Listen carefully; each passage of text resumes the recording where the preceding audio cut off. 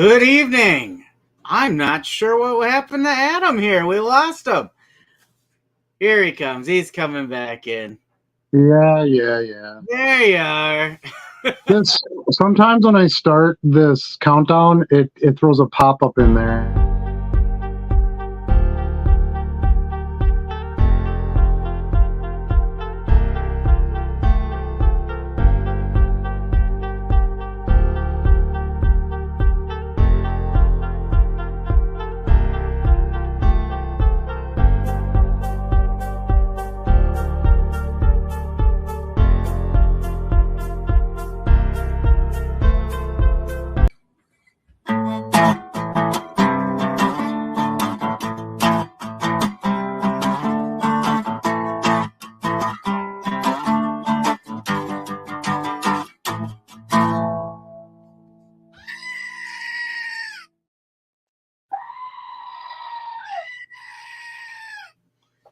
We got lots of screaming going on.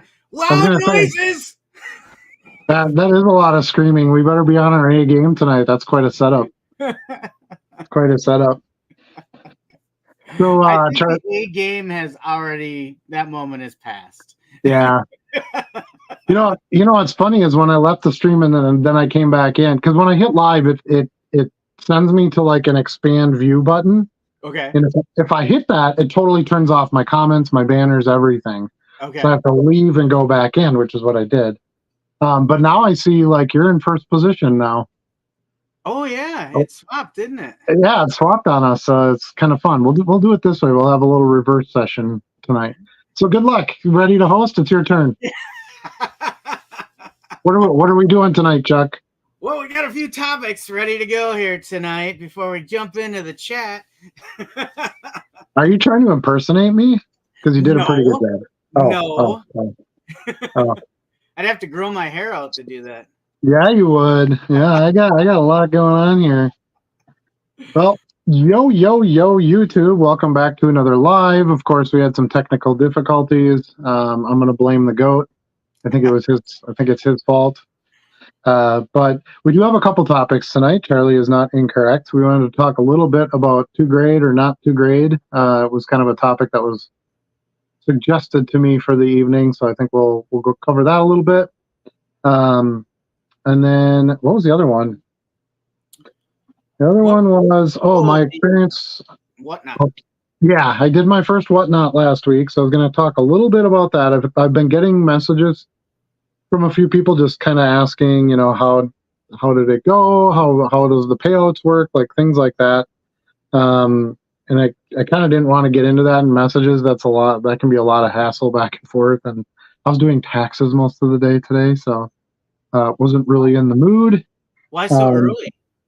Yeah, I know. Well, I wouldn't be paying it for a few days anyway, but here's all my receipts. The wife and I had that conversation today. She's like, "What are my expenses?" Taxes? And I'm like, "Don't you understand this game? When we pay in, we wait until the last minute." Yeah, of course you do. Of course. So, and I've been, okay, a little backdrop. I've been filing self-employed taxes for like 20 years. Okay, so it's not like, oh my gosh, this is my first year doing this kind of thing. No, kind of the first year of doing it just completely self-employed, or most of the year self-employed. I haven't done that in a while, but really it's not any different. Just the numbers are a little bigger. So, yeah. Anyway, so I was working on that. I pretty much got all the numbers figured out, and now I just got to go in and punch everything in and hit pay the man. So, and then bide my time for another year, essentially. But anyway, we're going to talk a little bit about the Whatnot experience, the grade or not grade. I'm trying to pull up my stupid videos here. The link is kind of a pain when you're on just like YouTube Studio. Do you use YouTube Studio at all? Yeah, I do. Yeah. Okay. It's not my favorite website to use. I guess I don't have anything to really compare it to. It works okay, but like I upload some stuff to like private links because I use those for my Patreon. Okay. Because Patreon only lets you do short videos directly to Patreon, so I I record them in YouTube, and I don't know, it's a pain to sort them all out. And then I've got the live, and then I've got the shorts, and then I got the regular videos, which I did release a video yesterday about, or maybe it was today, about changes I would like to see with eBay. If So you I thought were maybe the CEO. yeah, if I were the CEO. So then maybe we'd touch on some of those tonight as well. But yeah, I think I might chop that one into some shorts. I think that could make a pretty good little jolt of info here and there. We'll see. Some jorts, if you will. Some jorts, yeah. You know what happens if you wear jorts? You know what people do to you? What? I don't think anybody does that to John Cena or Stone Cold. They scream in terror. Oh, you'd be surprised. You'd be surprised. So I just got back from a 10-year-old's birthday party. My daughter was attending at a pizza place, Gallagher's Pizza. Ooh, good stuff. Which, yep, those who live in this area know about that place. And they had quite an evening. They got picked up from school by a limo, a stretch limo. What? Yeah. And then they went to a nails place to get their nails done. And then they went to a boba tea place. And then we all went to Gallagher's for pizza and presents and ice cream cake and all that good stuff. So, yeah, she's pretty over the moon about her experience from. I wish I could get a limo every day. Yeah, you know. That's quite a bit. Like my son had his 14th birthday Monday, and we didn't do any of that. Well, and that's just it. I want her to. I don't want her to get set up that like each year this thing improves. Like it starts going downhill after a while, if anything. Yeah. We didn't do all that, but we had for Luna's birthday we had 9 girls sleep over. And I've got the theater and I've got the arcades and stuff, so they thought that was pretty cool. Pretty cool place to hang out for the night. But I'm not going to do that again. Well, yeah, and I had the hot cheese machine going. We put hot cheese on everything. Oh, that was the best $5 I ever spent was that hot cheese machine. I swear to God. Anyway, so those are going to be our topics tonight. We're going to look at. Let me see. I just pulled it up here. Whatnot review, the grading, and then maybe a little bit about pumping the national. We're getting pretty close now. Just a few months away.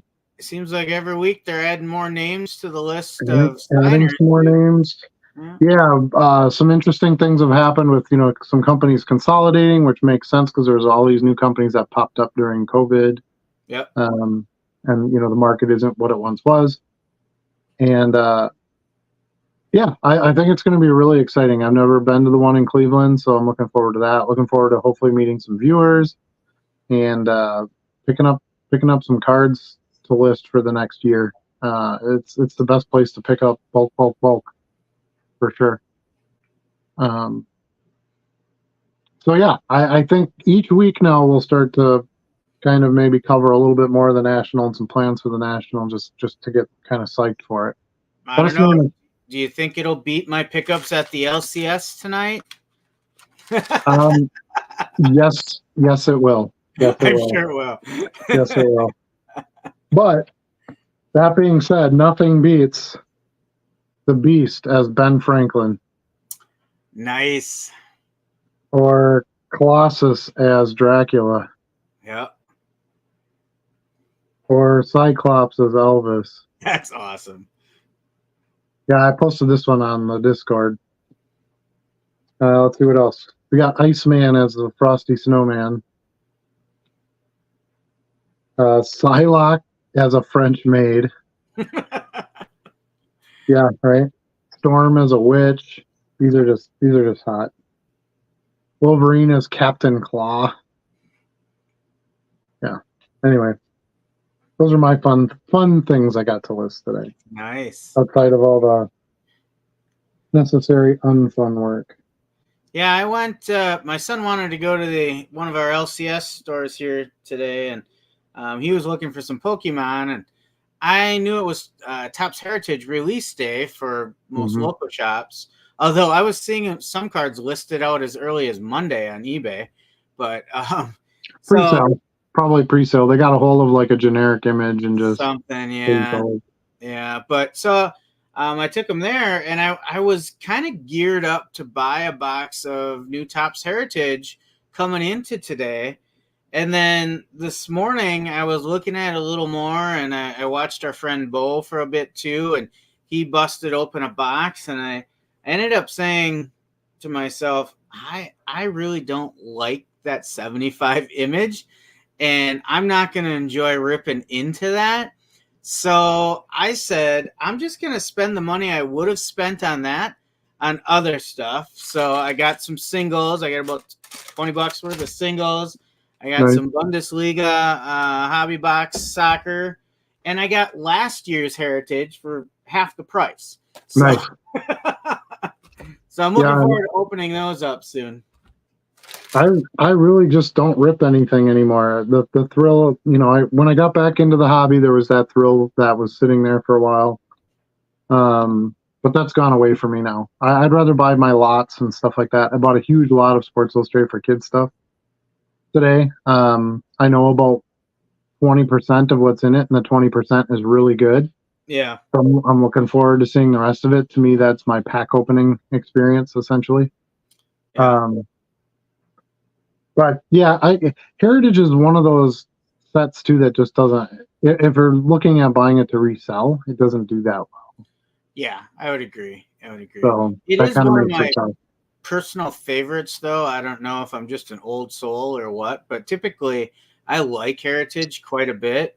I do Uh, too. yeah, so it's one of those that I buy kind of as a combination for myself and to resell. But yeah, that 1975 image with those bright colors and stuff, like to me, it doesn't match, and I just don't like it. There's a bounty on the Robin Yount autos though. Of course, there is. He's one of the So greatest shortstops ever. he is. Yeah. He's Yeah. probably Stop. second Stop. Stop only while you're to ahead. Stop while you're Cal ahead. Ripken Jr. Stop while you're ahead. That I'd I, probably put Jeter at a solid number 3. you know when when you look at baseball products, they do have some really cool stuff. Like I love Gypsy Queen.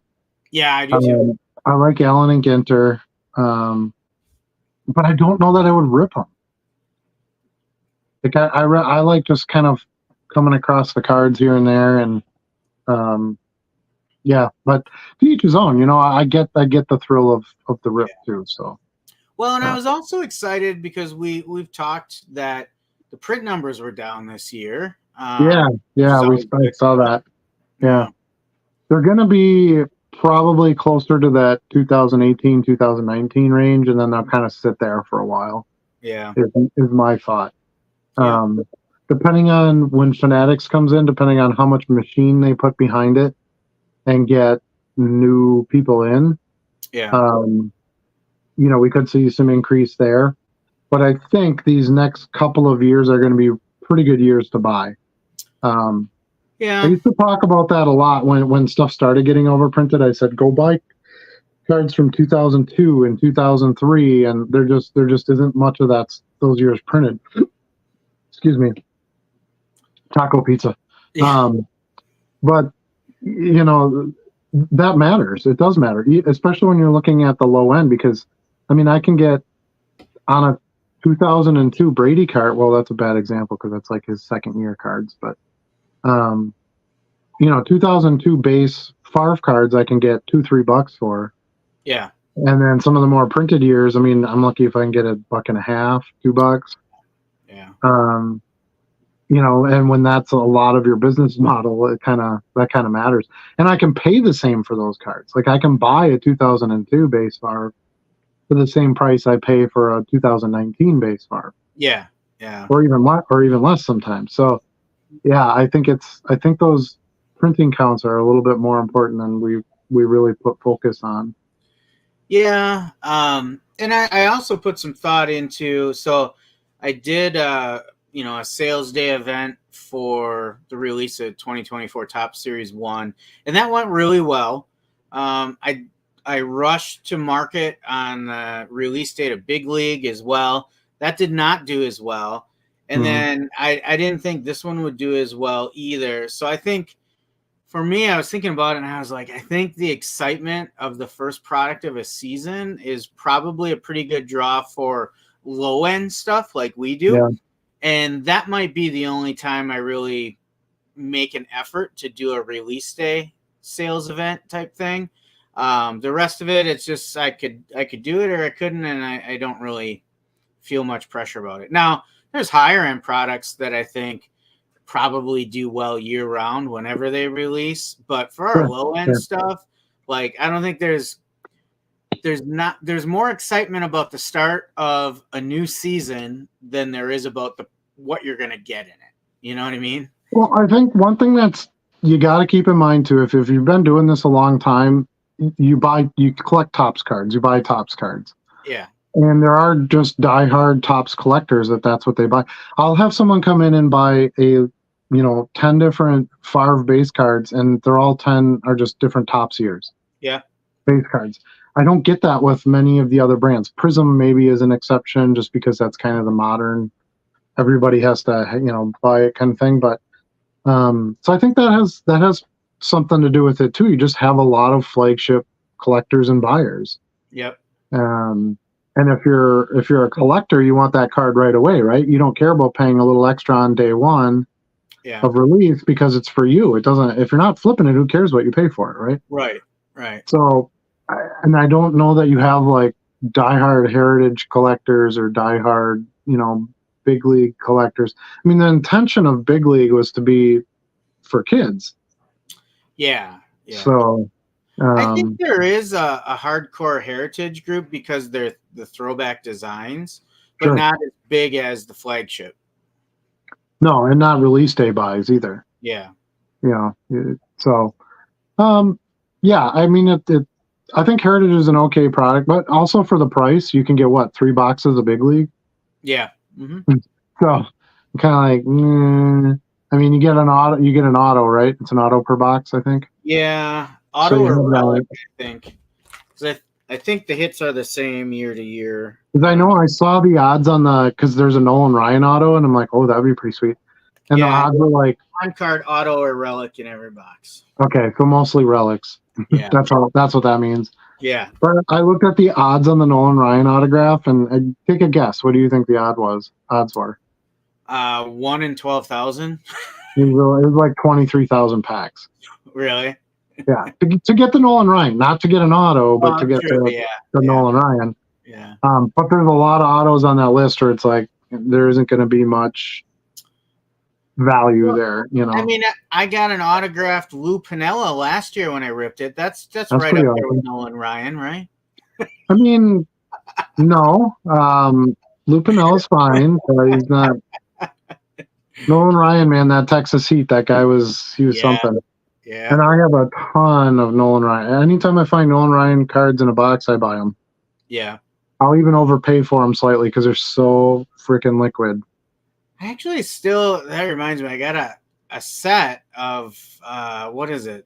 It's a Nolan Ryan set. I forget the name of it, but I haven't listed it yet. It's still sitting in my to be listed box. Oh, the Express. Yes, the train cards. Like 100 cards or something like that. Yeah. Yeah, he's got a Coca-Cola set too that has kind of like a coppery border. Those do okay. I've sold quite a few of those. I just listed one of those last night, actually. Those you're definitely going to want to get a little bit cheaper. They're not quite as, like a normal pack pull type card, but yeah, his stuff does extremely well. I'm kind of focusing on a little bit of non-sport. I'm taking a break a bit from the scanner and stuff. Mm-hmm.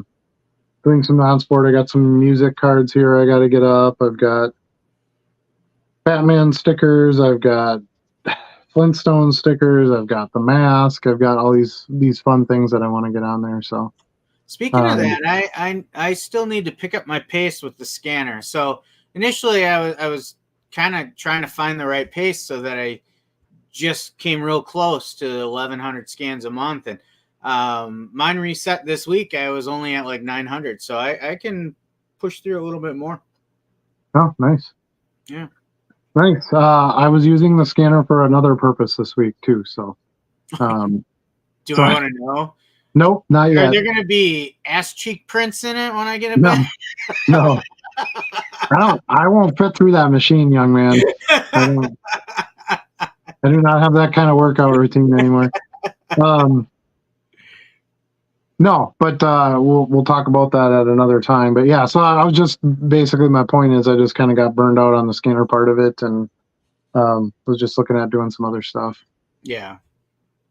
But yeah, it's going to be interesting with the print runs and sorry, my kid's crying, so I'm listening to trying to hear what she's got going on. Because no limo's picking her up tomorrow. Yeah, right. Yeah. First world problems. Mom's in there, so she's okay. But anyway, now I forgot what I was saying. You totally threw me for a loop there with the limo thing. But what were we talking about? We were talking about Heritage for the longest time, but that doesn't mean we stayed on Heritage. No, anyway, we don't stay on topics. That's no fun. Let's get to some chat. Let's do that. That'll get us back on track. Say our good evenings. Andrew McGovern is here. Welcome to the show. Good evening, gents. Sorry I missed the last live show as was dealing with the flu. Ugh. That's no fun. Yeah, that's definitely something that's been happening for sure. Matt is here. He says, yo, yo, yo, fellas. Yo. Thanks, everybody, for not calling us gentlemen. We appreciate that.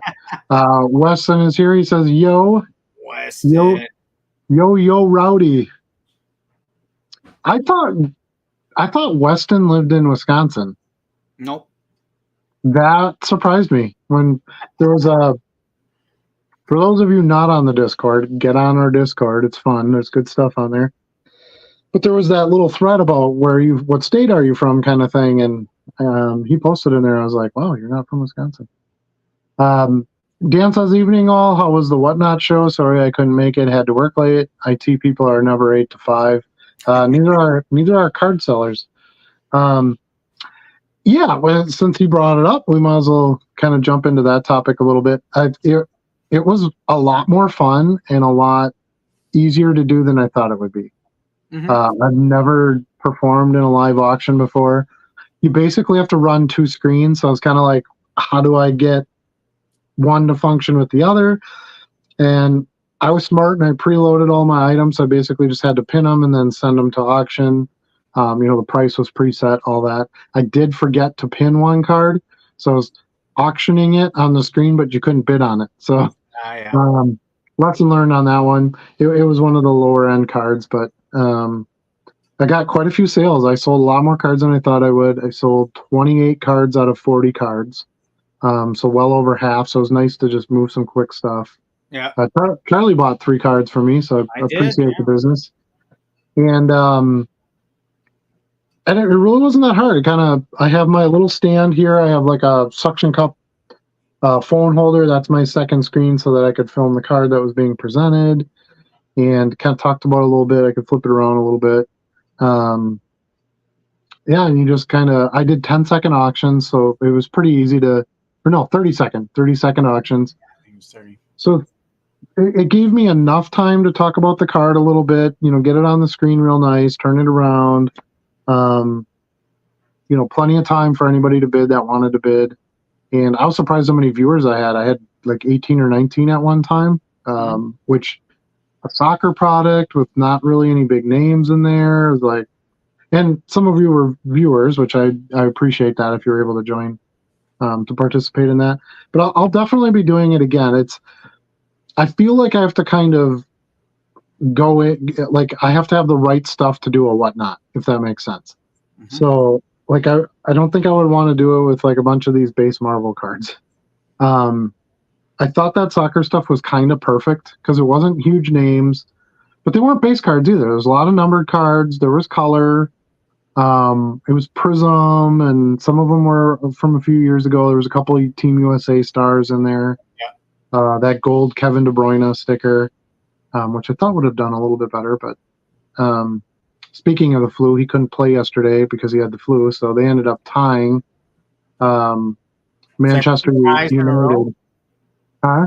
Is that 2 ties in a row? Well, they're going. It was basically the quarterfinal match. It was really cool. I was watching it on Paramount Plus, and they had both quarterfinal games on at the same time. And then they would just kind of switch the audio back and forth. It was really cool. So it was, and my buddy's a big Arsenal fan, so that was fun because it was Arsenal and Bayern Munich, and then Arsenal was the Premier League champ, and Bayern Munich is the Bundesliga champ. And then you had Manchester United and Manchester City. No. Is it Manchester United? Yeah, must have been. Anyway, they were playing each other in the other match. And the lead changes and this and that, and there ended up being 10 goals in the 2 games, but both games were tied. Really? So it's kind of like, you get to the end of this and you're like, we still don't know anything. So there's legs. I don't know how familiar you are with the 0. Okay. So that tournament, the Champions League tournament, they do it in legs. So it's not like, okay, this is the quarterfinal game. If you win, you're done. Like you play once at this stadium, then you play once at this stadium, and then if there's a third game, you play that kind of thing.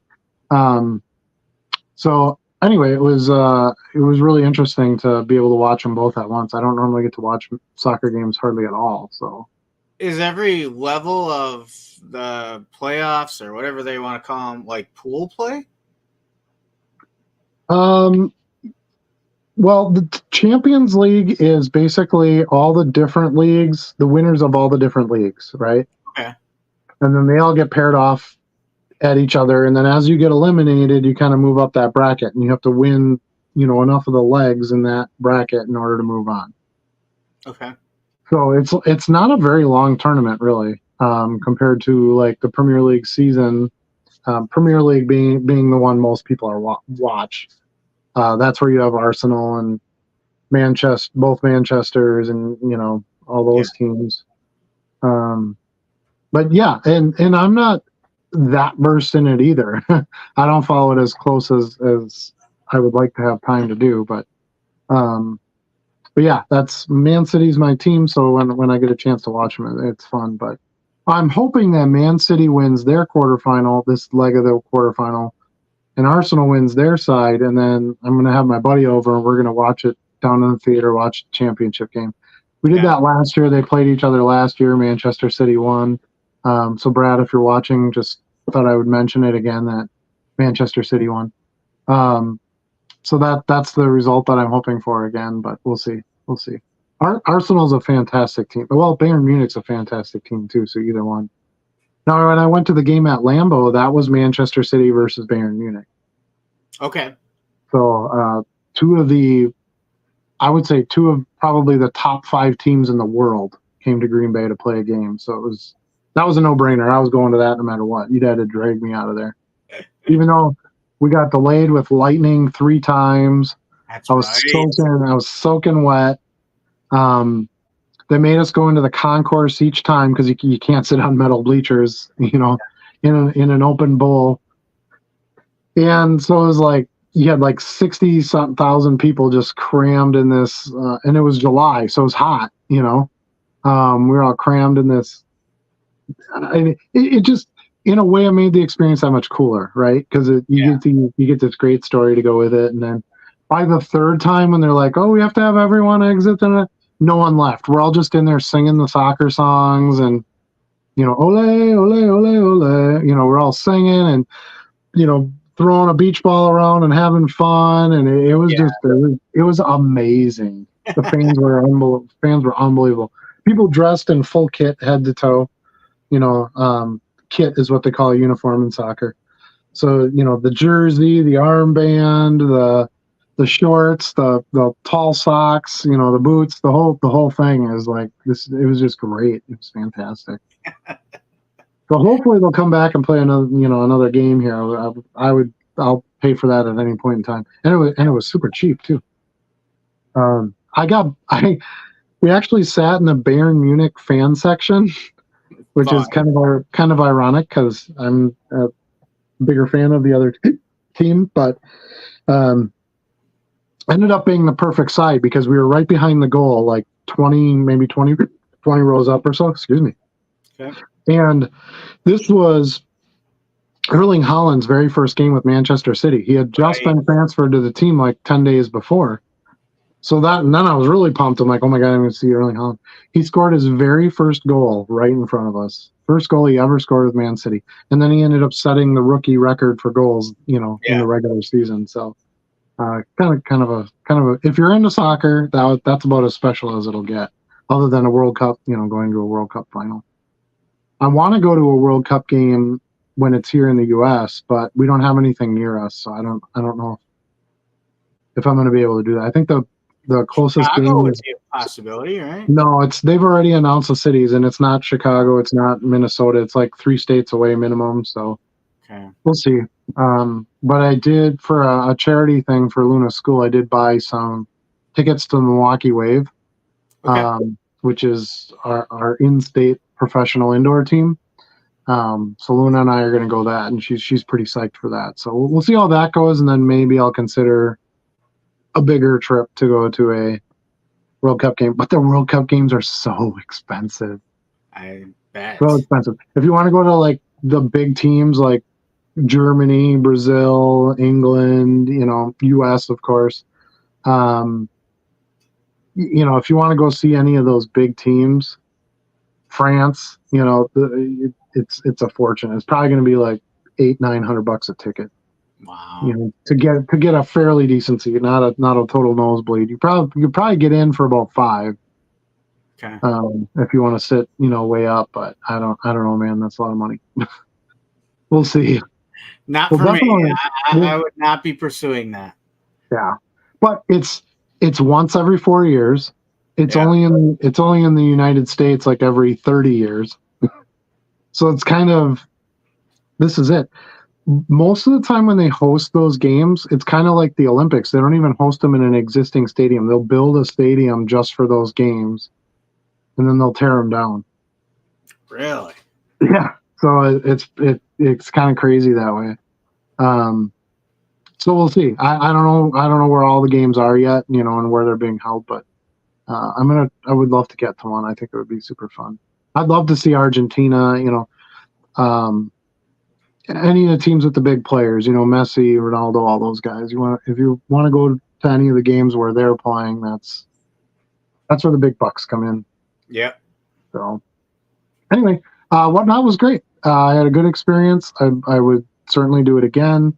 But I think I need the right cards to do it with. I did not sell those cards for as much as I would have gotten for them in the store on eBay. But I moved a whole bunch of cards all at one time. And luckily, I got pretty much all of my sales went to just a few buyers. So I had a lot of consolidated orders.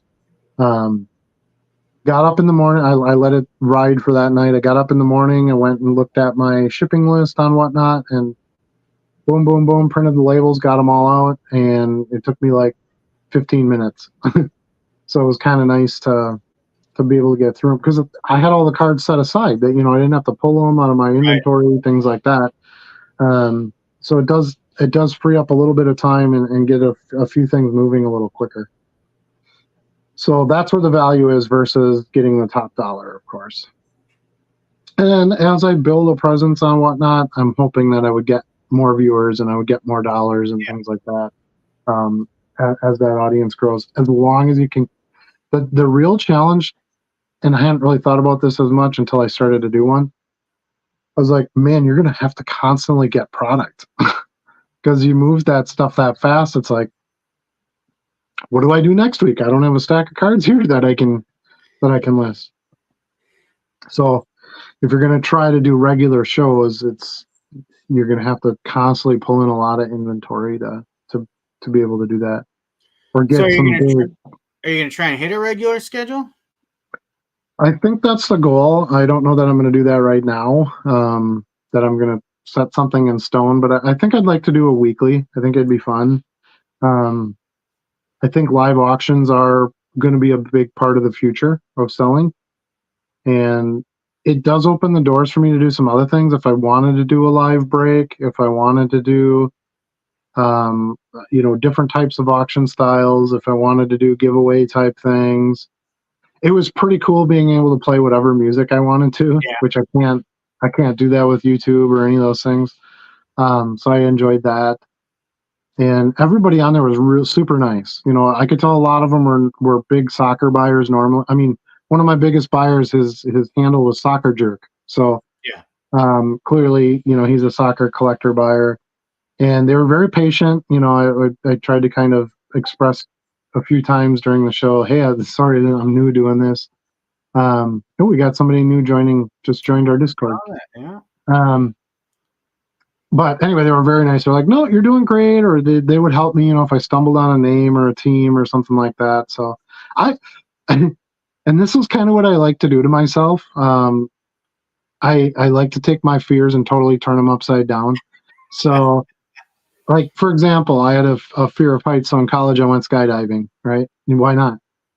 So, and not that I had a fear of whatnot, but I was like, I don't know how to do this, and Yeah. so I'll do soccer, basically the most complicated card you can do. Even if you know the sport, there's going to be names that are going to challenge you. I guarantee it. Right. And there's so many leagues and so many teams, and then there's all these parallels from these different sets that I've never bought before, and I'm like, I'm going to jump in and I'm going to do all this wild stuff right off the bat and get it over with. I could do a football auction next time and it'll be a breeze, right? Yeah. So, but no, I thought it was a great experience. I want to continue to do it. I got quite a few followers just from that show. I had like 8 or 10 that signed up during the show, and then I had another like 20 some after the show. Okay. I got all these notifications like blah blah blah, started following you. So I can see how like each show, you could add a few more names to that. And I watched a few streams where they'll do like a giveaway for your first time buying with you, like a sticker or something like that. I'm like, oh, that's kind of a good idea. So if I got a new user on there that, bought their first card for me, I would send them a card and some kind of, dollar box sticker thing or something, something like that. I thought that was a pretty cool idea. One of the things I want to add to my schedule a little bit at the National, pending time and other things, I'd love to spend a little bit of time over at the Whatnot area and just kind of learn a little bit more about it, maybe talk to some of the employees there, hot tips, hot takes kind of thing. And just look at that as another platform to kind of build on. I'm at 39,000 listings, actually I'm 39,300. So getting close to that 40 mark. When I hit the 60 mark, I gotta have some other plans. I plan to continue to build the eBay, but it's not going to be as much of a rush to get to the 60 grand, because everything's free. Right. So I'm like, well, Whatnot would be a great option, right? I don't have a ton of listings to do. I can sell on Whatnot and don't cost me a penny. It doesn't cost you anything to list, right? So, so that's kind of what I think I'm going to sort of build as a partnership to my eBay. It also allowed me to get some, and I didn't think of this either, but it also allowed me to kind of advertise my YouTube. I sort of, at the end of the show, I sort of took my business card and I said, here, scan here, that'll take you to my eBay store, scan here, that'll take you to my YouTube channel. I did get a few YouTube subscribers out of that, so I was like, wow, I could see this really sort of all circulating itself around. And because I do get messages, marketing, right? Well, that's basically where success comes in, especially when it's free. Yeah, you don't have to pay for it, because marketing can be good marketing is very expensive. Because a lot of times in fact, I had one just before the show tonight. I'll get messages on eBay from people that'll say, hey, are you the YouTube guy? And I'll say, yeah, I'm okay, great. I love your shows. Hey, you buying stuff, you selling stuff, whatever. So I feel like, eBay has been kind of a way for people to contact me too. So I'm like, Yeah. Whatnot might be a nice space for that part of it too. I don't really know how Whatnot feels about you advertising your eBay store on there. But I figured I'd mention it. If they had a problem with it, they could tell me, and I'd be like, "Oh, sorry, I didn't know." Yeah, I've heard others mention their eBay address than their YouTube address. So yeah. I don't know. I think it all works together. When I did the onboarding, and they were like, "What you have to do like this half-hour, 1-hour video session or whatever Zoom thing," and they never mentioned anything about like there's a little section in there about what you can and can't do in your live, right? And they never mentioned anything about advertising a website or like you couldn't do any of that. So I thought, hey, here's my shot. It's the end of my show. I'm gonna mention it. If they slap my wrist, okay, well then I won't do it again. But sometimes it's better to ask for forgiveness, right? Yeah. All right, so that was my Whatnot experience. If you're thinking about doing it or you're thinking about shopping on there, I still haven't had very good shopping experiences on there. Kind of like Charlie doesn't have good shopping experiences on eBay.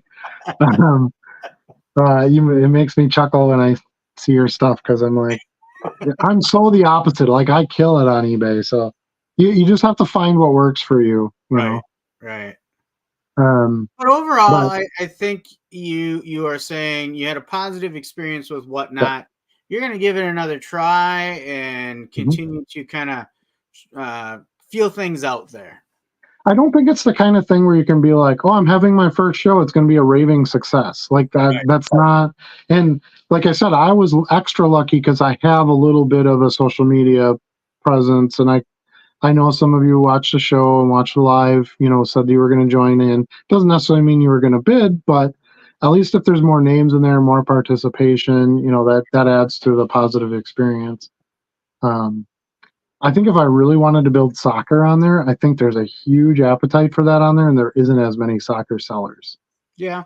So that's where I think, and soccer's a little bit more challenging to sell on eBay, I think, because like I said, there's so many leagues and so many challenging names and things like that. Listing is even kind of hard for some soccer cards. So maybe Whatnot might be a good avenue for some of that stuff. If you look at how many players there are in professional soccer, there's like 40,000 or something like that because there's so many leagues and stuff. But really, how many names are big? Like 7, 10? Right. Where it's like, okay, yeah, you put Messi in your store, you're going to sell Messi, but these other bit part guys, guys that play defense, guys that play midfield, the positions that don't have money, hobby money, those are the perfect guys to kind of sell like in an auction setting, right? Where you could turn them quick. Buy a nice big lot, you pull out the Messis, you pull out the Ronaldos, and you list those, and then you take everything else that is of some quality, hopefully not base unless they're rookies or something. And you can get that on Whatnot and get some buyers. I sold most of those Prism base rookies on that Whatnot. That was the one thing that surprised me the most. I was trying to have a variety just to see what would do what. That's why I put a sticker in there, and I had, like, I got a few, base Prism rookies. I'll throw those in there, and they all sold. Well, I think like 1 or 2 didn't, but those would sit in my store probably for a super long time. Unless you had a certain team collector or whatever. But yeah, so you'll find out. You're gonna rip Bundesliga, which is awesome. I'm proud of you for expanding out and buying a soccer box. You've bought more soccer boxes this year than I have. For less than $20, I was like, well, I have to give it a try. And was that the price in the shop? Yeah. Do they have more? There was a couple more. You know how they have that kind of like clearance table right up by the counter, right? Up by the counter. Yeah. I might have to pop in there. I think I need some more of these guys for my inventory bags, So I might pop in there and I'll pick one of those up. That'd be a fun rip. Yeah. I got all those loose piles of cards that I've had forever in my office. They're all gone. I've been able to get them all bagged and put away. So did a lot of organizing this week. So let's see, 24 packs and 8 cards per pack. So what is that? 192 cards Hmm. for $16. I mean, you know, and maybe I find something good in it. Is there an auto in that too? It doesn't really. I'm gonna say no because it doesn't advertise that at all. And that's Topps Chrome, right? Topps Chrome Bundesliga? Nope, regular Tops. Regular Topps. Okay. Mhm. That would explain it. Yep, hobby only. Yep. That's the other great part about soccer cards is they do not print that many. Yeah. So if you're looking for shorter print stuff, you got that. I've done pretty well with the Topps products, but I mainly stick to the Champions League sets where you have just the best players from the best teams in it. But you're right, for $16, I mean that's Yeah, it just seemed like something I had to try. I don't have a lot of soccer. In fact, all the soccer I had is now listed. I don't have, well, I have 3 cards I bought from you I can list, but right. but I was like, I need to, if I'm going to grow in the soccer market, I have to regularly put some new product out. I can't just sit there with the same old stuff forever. Right. So I was like, yeah, that's a good opportunity to get a little bit and see if I can put some different offerings out there. I just actually snuck this open right now. I got a pack out now, so Nice, rip it. Let's do a live rip. We've never done that on here before. Let's see 8 what you got. cards per pack, huh? There's Well, got to be something in there, at least some parallels or some numbered or something. All right. So speaking of the difficulty with all the names, I cannot pronounce most of these. Mm-hmm. Here's an Emil Forsberg Ice. Ooh, Forsberg is good. Yeah, That's a good player. that's not bad. Kevin Yeah, Vogt. I've sold some Forsberg stuff. Kevin Vogt, defense fortresses insert. Yeah, I don't know who that is. Andre Silva. Yep, he's good. Alexander Schwallow. No idea. You're really looking for players from Borussia Dortmund is going to be your key team, and Okay. Bayern Munich. Bayern Munich. Yep, it's Bayern. Munich. Yep, Munich, Munich as in Germany. Kareem Bellarabi. Don't know. There's one from Munich. Leon Goretzka. Okay, yep. A Danny Blum ice. Let's see. I gotta go don't know who that is. Oh, that's cool. You're getting the ice parallels are fun. Yep. Foreign sensations. Alfonso Davies. Is it ice or is it diamond? It's ice. Let me hold it up here. Is that what they call it? This is what I would call it in like Bowman Platinum and stuff. Well, it should say on the box like what the parallels are. It does not. Oh, interesting. Unless it's the fine print. No, it doesn't. I'd have to pull like a sell sheet or look it up someplace. Yeah. But yeah, that's the same as the ice and the Bowman Platinum. Yep. It's just all silver, no different colors in it. Yeah, they kind of look like bubbles. Yes. Yeah. Finisher and assistant insert. Sasa Kaladzic and Borna Sosa. Wow. Oh, Borna Sosa, I know who that is. Another ice, that Leon Goretzka again. Okay. Who is he play? He's Munich. Bayern Munich, yep. Well, he did at the time. I don't know if he's still on there. Farewell to a Bundesliga legend after 14 seasons, Borussia Dortmund. Mm-hmm. Now the question is, who is this? Kukat's Pizzak? Something like that. The name isn't even on the front. It's just in the text in the back. And it looks like a Czechoslovakian name or something. Sure. Well, remember, just because it's a German league doesn't mean they're German players. They're still from wherever. You might be familiar with this one. Is that Erling? That is Erling. Yeah. Okay, that's a good pull. That looks So- like Chrome. Sensational goal against FC Schalke. Yeah. So that's a decent one. You Okay. think it looks like chrome? It did, yeah. When you were holding it up, it looked like a Chrome card. Must just be the way the light's shining Yeah, off of it's it. diamond. Yeah. Let's see. Kareem Onisowo, Joaquim Nielsen, Rafael Guerrero, Marcus Thuram, Mm, Stefan Ortega, Lucas Nemeka, a rookie card, Brian Broby for Leipzig, nope. Swat Don't know. Sardar. Yeah, even if I knew soccer, I don't know if I would know how to pronounce all these names. Yeah. Because they are It's challenging. it's kind of the second-rate league. I mean, Premier League is the big one that everybody wants to get to, where most of the English teams are. You know, I would say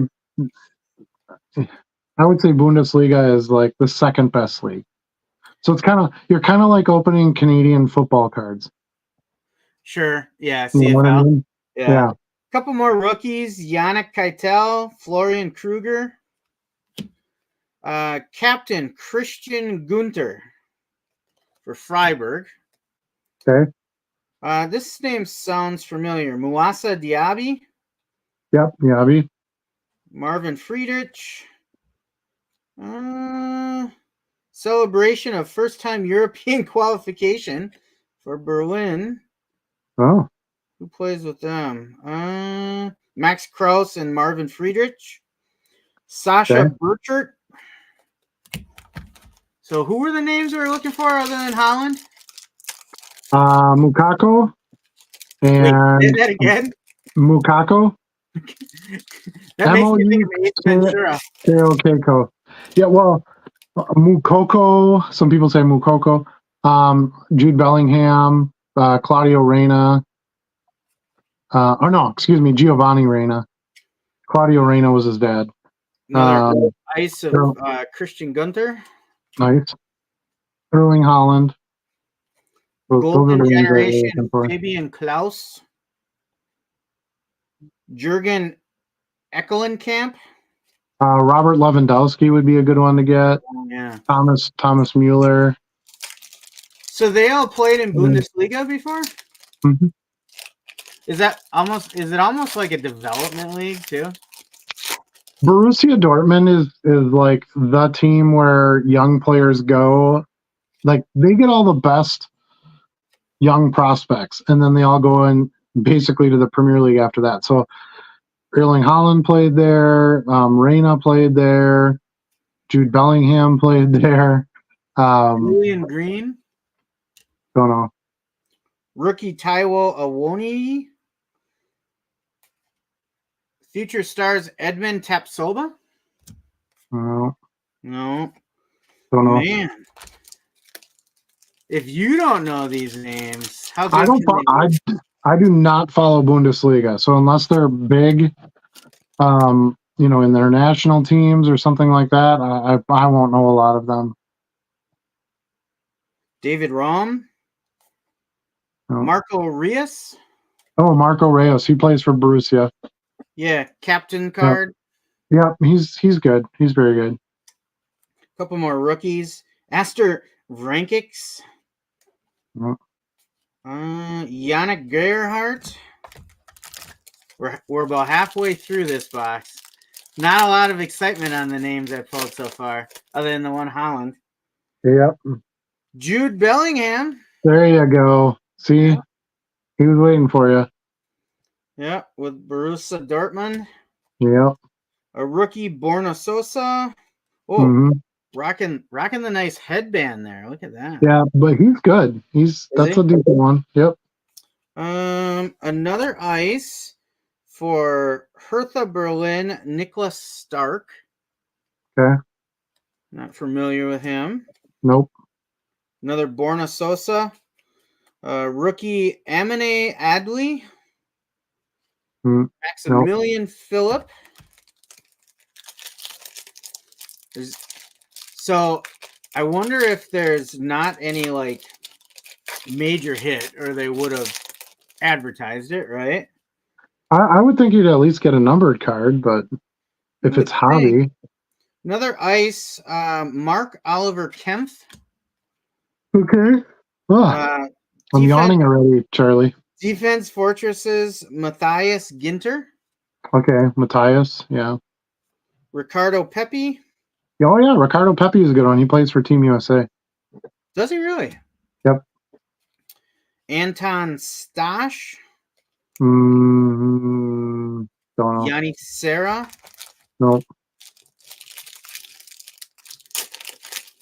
I do have to laugh because like with soccer, there's no equipment over the head or anything, so you see everybody, and I feel like 90% of the athletes have like the same style, like the clean cut hair, combed over a little bit.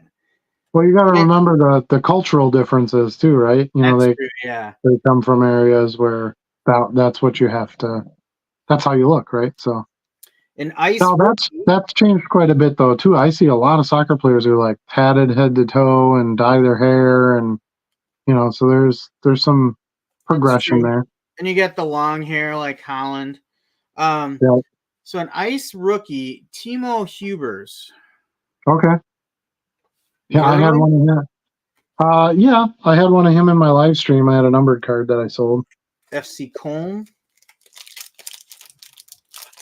Yeah, you would think there would at least be a numbered card in here someplace, or a different kind of parallel.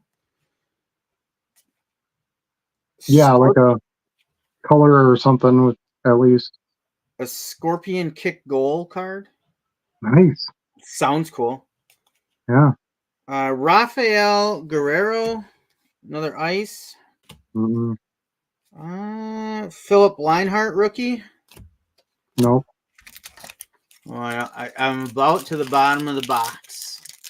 There's probably a bunch. I haven't gone through in the chat. There's probably a bunch of people in the chat that are like, "He's good. You don't know anything." The only shout out I see looking ahead is about Holland. Martin Hinteregger and Mikado Haspe. Okay. Another Timo Hubers rookie, Andre Hahn, Christopher Trimmel, Philip Kostic. Sounds familiar, but I couldn't tell you who he is. Bunch of names I can't pronounce. Yeah. It's part of the fun. It's like doing hockey. Hockey's kind of the same way. All those Russian names. Is that Holland? Yeah. Another Holland, yeah. What was that first card you got? It wasn't that same one. No, it was a different one. It was like a season highlight one. Sensational goal against FC Schalke. Okay. Now this one is more of his base card. Yeah, that's the base. I have copies of that card. Dominic Core, Captain Wataru Endo, Christopher Kramer. Oh, Elvis is in the building. Elvis Rex Hebeka. No clue.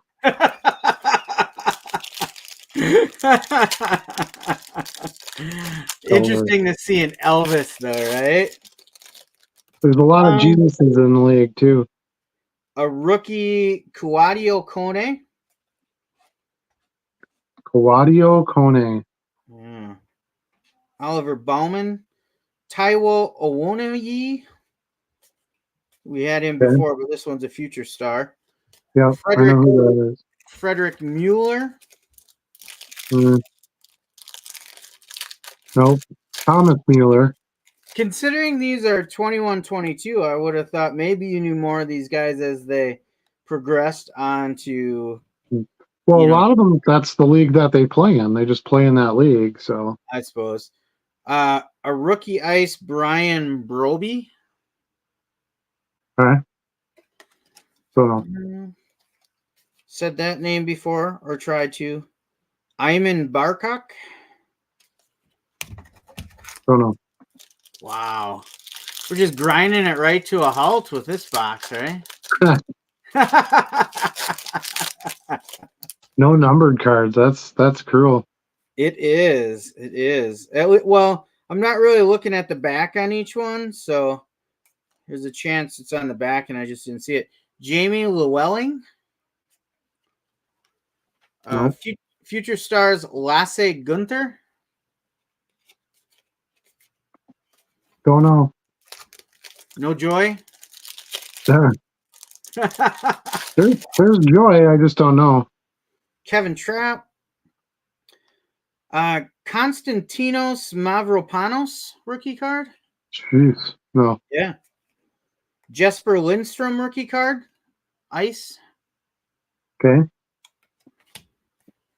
Foreign sensation Thorgan Hazard. Oh, yeah, I know who Thorgan Hazard is. Yeah, you sound super impressed with it though. You're like, oh, Yeah, he's okay. He's not like a star or anything.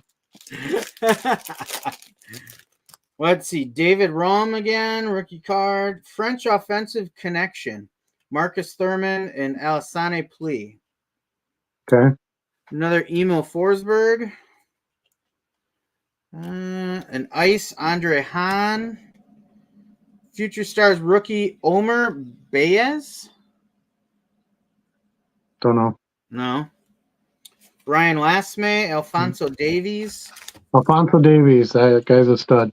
He's a defensive player for Bayern Munich, and he plays for Canada. He's from Canada. Let's see, where did he go? Alfonso Davies. There you go. That's a good one. I'll put him aside.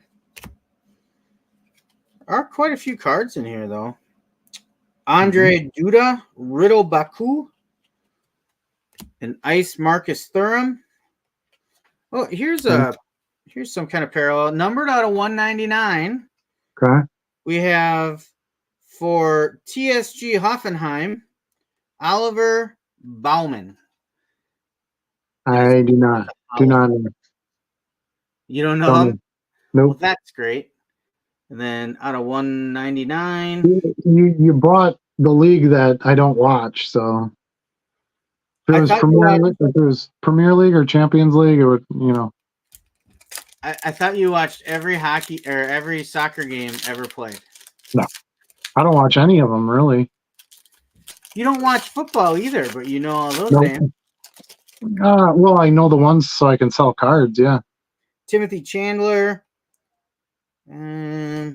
Somebody for Japan. Oh, Wataru Endo. Manuel Ryman. Oh, Robert Lewandowski. There you go. That's a good one. There he is. Nice. Just base, though, huh? Yep, just base. Oh, another parallel. This one's out of 125.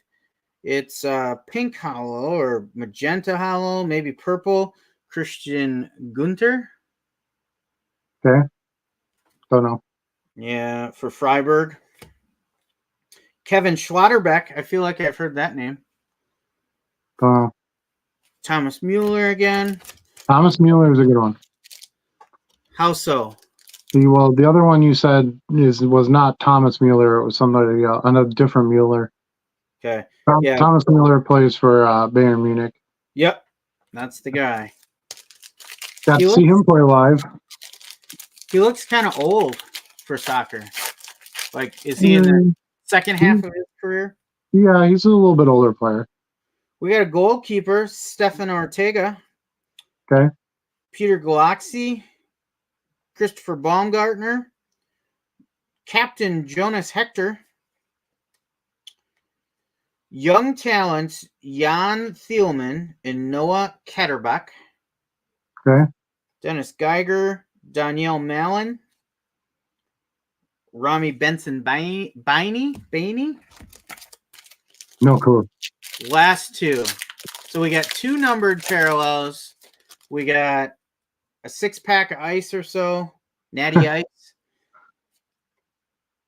Farewell to the Bender twins. I don't know what that means. Me either. Bundesliga. Sven and Lars Bender. No clue. It's like the Hockey Brothers. Let's see. Timo Baumgartel. Oh, we got another parallel. Numbered out of 75. Ooh, nice. I can't. I don't know if you can see the name. Grishka No, Promel. I don't know. Just a standard kind of hollow. I'm surprised that one's Refractor. Yeah. I'm surprised that one's out of 75. Oops. Hmm. Oh, and I just killed the value. I dropped it. Oh man, didn't even sleeve it Yusufa, yet. Yusufa Mukoko. That's Yes, funny. there you go. There's Mukoko. That's a Oh, good is that one. one of the ones you said Yeah, Mukoko. for Dortmund? I never heard of him. Yep. Borussia Dortmund. Yep. I'll set that aside. Let me grab this card before I have something really bad happen to it. All right, last pack. Let's see what we got, and then we'll see if we can get this show back on the road. This was a fun experiment. I probably would have been better off pulling out my singles I picked up from the dollar box. Probably, yeah. That's why I buy singles.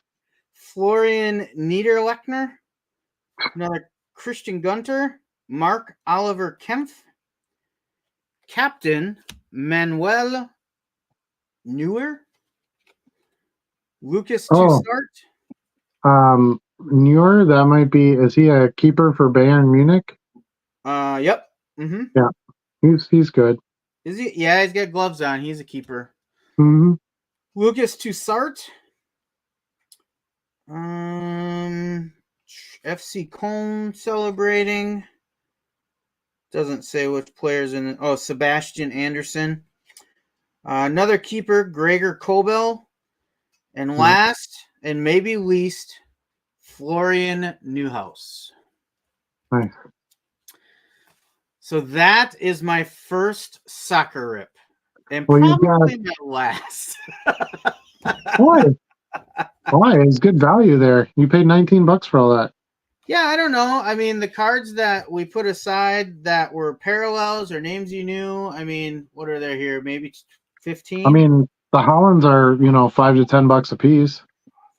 13, 14, 15, 16, 17, 18, 19, 20, 2, 3, 24 that set aside as having some value. So you're right. The two Hollands, they'll pay for 3/4 of the box probably. Yeah. The Lewandowski, a few bucks for that. Jude Bellingham. So when just as a tip for those of you who have never bought soccer or are considering buying soccer for the first time, try to stick to the Champions League products. Those are going to be your best return. You're going to get Messi's and Ronaldo. Well, unless it's this year because Ronaldo doesn't play in the European League anymore. But you're going to get Mbappe's and you're going to get Hollands and all those guys. Versus Bundesliga, it's just whoever plays in that German league. But you are also not going to find those in a box for $16. That's correct. You are that's the trade-off. Right on the money with that one. All right, where were we? Should we jump back in the chat for a little bit? Yeah, let's get back to the chat. I'm sure we're a little bit behind here on this. Heritage used to be the best set to open and flip. Oh, MD Sports Cards, welcome back. Best set to open and flip, guaranteed profit if you knew what you were doing. I'm sure that's true. Good evening. How's everyone's sales been? Quiet week for me so far. What's that? It's been a quiet week for me, a little bit down from normal. Oh yeah, for sure. There's always a little bit of a drop in April. It was gangbusters for February and March for me. So I expected a little bit down. I'm down about 18% from last month, but last month was a huge gain. So I'm definitely stronger than I was before, like before February. But yeah, there's that tax return money comes in and, you got all these things going on in the sports. You've got baseball coming out and you've got, basketball, college basketball starting to matter. And, things like that were all happening in that February, March time. And then April's kind of the settle down time. So pretty much every year we have this dip this time of year. Little lull. Yeah, just keep at it. Okay, so the way I look at this, and you always want to see strong sales, of course, but I look at it as an opportunity, right? So if I'm not filling as many sales, I can get more stuff listed. I can get more stuff organized and put away. I can do shop. I can shop for more cards. Sometimes you can get better prices right now on cards because a lot of the dealers aren't selling as fast. So you just have to look at it as an opportunity on a different side of, the sales. Art Green is here. Welcome to the show. My sales are down month over month, but I was away during the first weekend of the month, and March started off very strong for me. Yeah. I think that's kind of what you're going to get as a consensus for most people.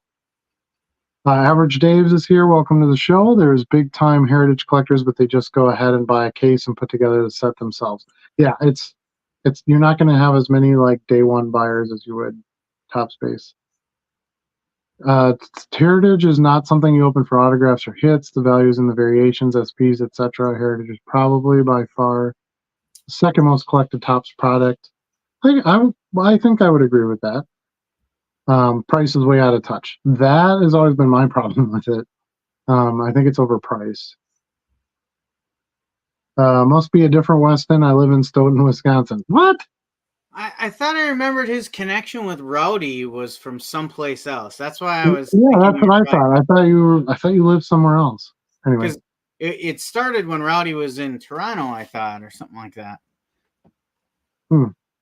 Yeah, we're both imagining things. We're kind of old, so you have to sort of remind us of stuff.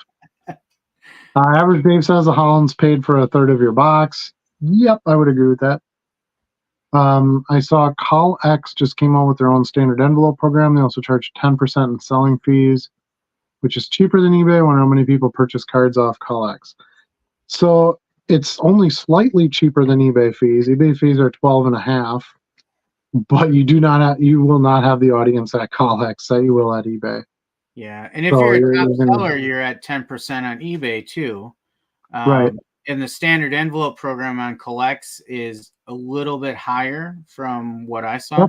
That's what I heard. Isn't it like 75 cents or something, like they charge more or something? It is more. I don't remember exactly how much. Yeah. So yeah, they're still scamming a few pennies out of that. So so I was going to make a video about this, but we'll talk about it a little bit since we're bringing up other platforms. But I'm contemplating listing some stuff on Mercari. Mercari just switched it so that the buyers pay all the fees. Which, let's face it, if you're the buyer, you're like, and you go to check out and you see all the fees, you're like, oh, I'm paying this much for this card anyway. But I like the simplicity of that as a seller. If I sell it for $3, I get $3. Yeah. So I'd be willing to give it a try. Now, I learned something about Mercari, but I don't know if I can use it yet because you need to be like a Premier. You have to have a Premier account on there or whatever they call it. Kind of like, we have a certain level store on eBay. Same deal with Mercari. But you can import all your eBay listings to Mercari. So I thought, oh, geez, if I could, get a presence there and just simply copy over everything I have, that'd be worth giving it a shot, right? Yeah. So we'll see. I haven't decided for sure if I'm going to commit to that yet. I have to look at the cost of what that membership is with Mercari to be able to copy those listings. I know there's other like listing programs that can do that for you, where you can just copy from eBay to Mercari. Maybe I'd look into one of those. Even if you paid the monthly fee just the once and move all your stuff over, if they let you move everything and don't limit it, that might be worth $20 or $25 or whatever it would cost for that 1 month of membership to do that. So yeah, it'll be interesting to see some of these other platforms as they're trying to make some moves now to try to compete a little bit better. I was just trying to look up CallX quick to see what their standard envelope program was. Because I think where I first saw it was in the connection with Card Dealer Pro, because now you can list direct to CallX in Card Dealer Pro as well. Yeah. But it's interesting on the CallX website. they don't necessarily make that information easily available. Right. Probably because they're overcharging for it. Yeah, that could be. My dad in the background. All right. Bill says, Bill is here. Thanks for joining us. I don't think we've seen you in a little while, so welcome back, Yeah. Bill. Hey guys, been a while. Right there you go. Been a while, been real busy with my job. No worries. Glad to be back and catch a live show. Well, we're happy to have you here. Hopefully you were at least able to watch the other ones, on a recording. MD Sports Heritage now with Grandpa Joe's inflation boost should probably sit around 75-80. Used to be 10 to 15 cheaper. Yeah, I don't know. I just feel like I just look at the value of the product based on what I can sell the singles for, and then that's kind of how I decide if I'm going to buy a box or not. Yeah, I think 80 was exactly right. That's why I couldn't resist grabbing last year's when it was half the price, which this year's will drop like that just the same. Yep. Bo is here. He says, my heritage sales have been through the roof tonight, going to be a much better return than I expected. Well, that's awesome. He's moving them. Maybe he's selling them a little cheaper. I don't know what's getting them moving, but Bo, I gotta know, did you get some better hits in the rest of those boxes you opened? Yeah, I saw he made a video, but I didn't watch it, so I was going tonight. The box he ripped this morning, it was a relic, JT Realmuto. Which, Bo, don't you be downplaying JT Realmuto. He's the finest catcher in the league. I think Adley Rushman's got something to say about that. He'll have his day. Oh, yeah. Would Mercari also take your listing off of eBay if it sells on Mercari? They will not. You would have to go remove it from eBay. There are listing programs that will do that for you, like List Perfectly and stuff like that. But, of course, those have a monthly fee and so on and so forth. Let's see. I, as in me, say. Where'd you get time to do that? Yeah. I'm a magician, so I had Stu do it for me. Stu is our AI. He's our AI goat, if there is such a thing. Collex shipping labels offer a couple options. Envelope is the most inexpensive way to ship cards. The sellers will receive tracking for 75 cents. Yeah, that's what I thought it was. $1 for 2 ounces and $1.25 for 3 ounces. Yep. Broke up package. Yeah, age is over $50 or 3 ounces. It will default to sending as a package. Oh, $50. Interesting. Looks like if you were selling cards between $20 $50 in Collex, you can save on shipping as you don't need to pay the small package rate. Okay. Bo says his boxes were terrible, but short prints and inserts are flying. Yeah, I could see that. Being the quick money comes from your short prints. Now, when I open last year's box later tonight, I got to remember with all the hubbub about this year's box, flipping the script and all the short prints are in the first 100. I got to remember to go back to the last. Yeah, the last 100. What is it, 300 and up or something like that? Yeah, I wish, and that's good at least that they do that, because some of those other sets where it's like you have to look for the little code on the bottom of the card to see if it's a short print. Like, come on, just put it on there if it's a short print or not. Now, when you're buying cards like you did of a set from the year before, you can simply just go look them up. Right. Look at other solds, and you'll see if it's a short print or not. But yeah, when you're buying a brand new product, that's a little tougher to do. So many of those are unassuming, especially in Heritage too. I just sold a Paul Goldschmidt that I've had since, gosh, I think it was from 2015 when I was still collecting, and it's a short print. And I've had it at shows. I've had it listed for a long time. Really, no views or nobody at a show picking it up and thinking about it. And I think I had it out at a show for like I don't know, $7-8. And then it finally sold this week. And when I pulled it, I'm like, okay, it's a short print and it went for more than a regular base card. But if you just saw that card in a pile, you wouldn't think twice about it. Yeah. You know? I think that's the problem, right? And they've wised up, as Bo says here in another post.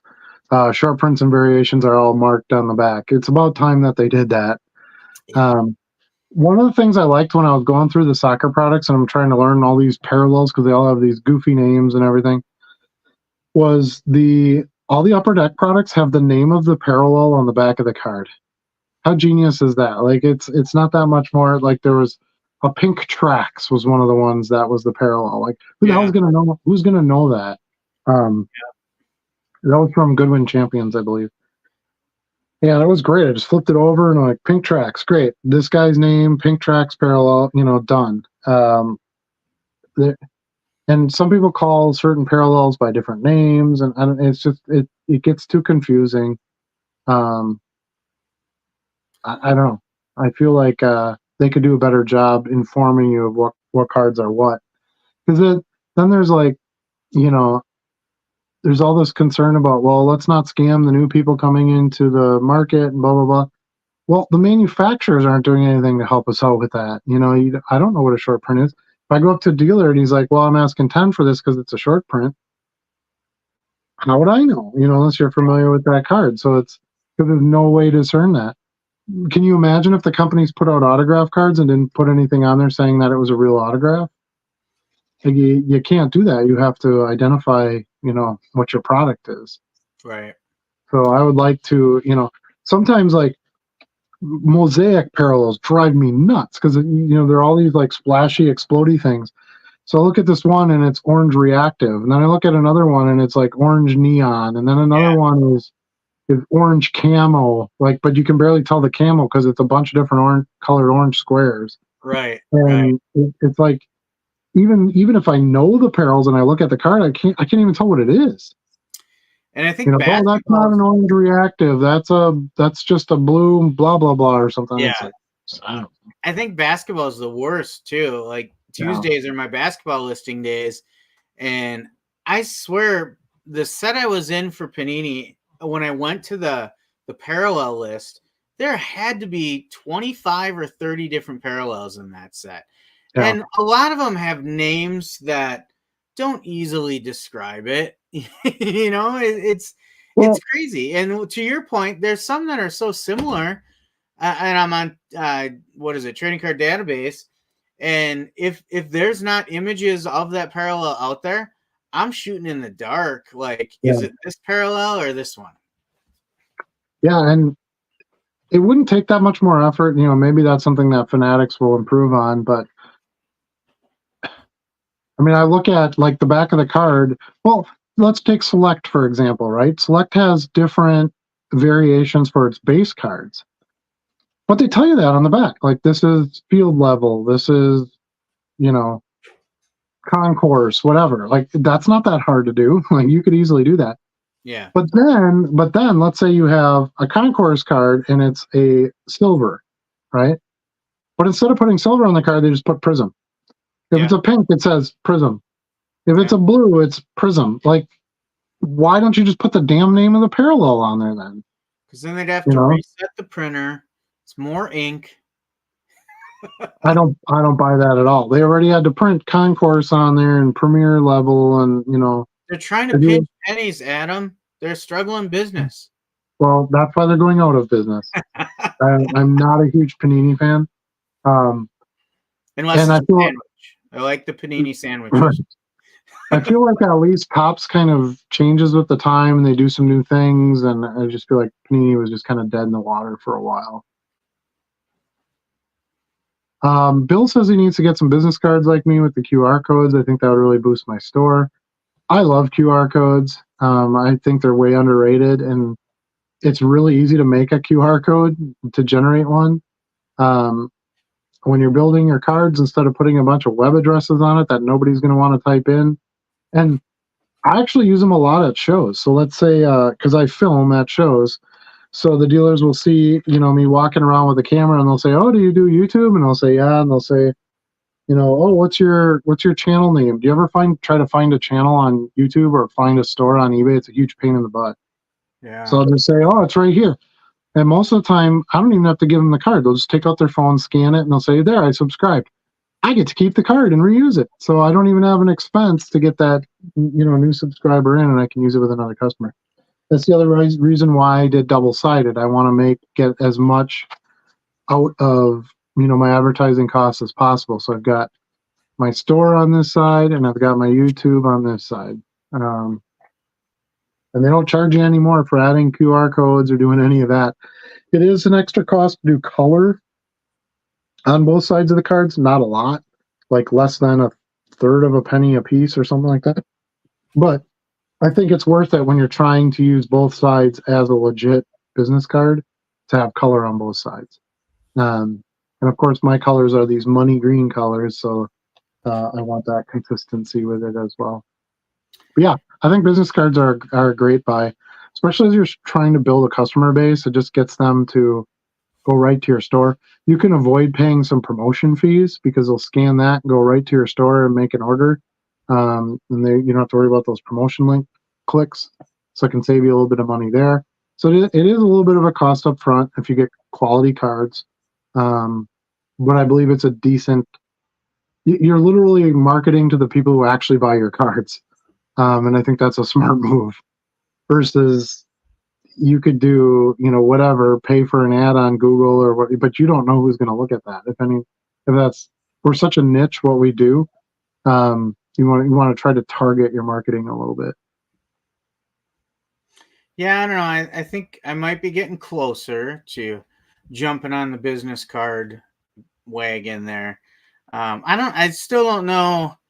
I think you put them in all your orders, right? I might do it just on new buyers. I probably wouldn't do it on repeat buyers. Yeah, that's what I do. I do it on new buyers.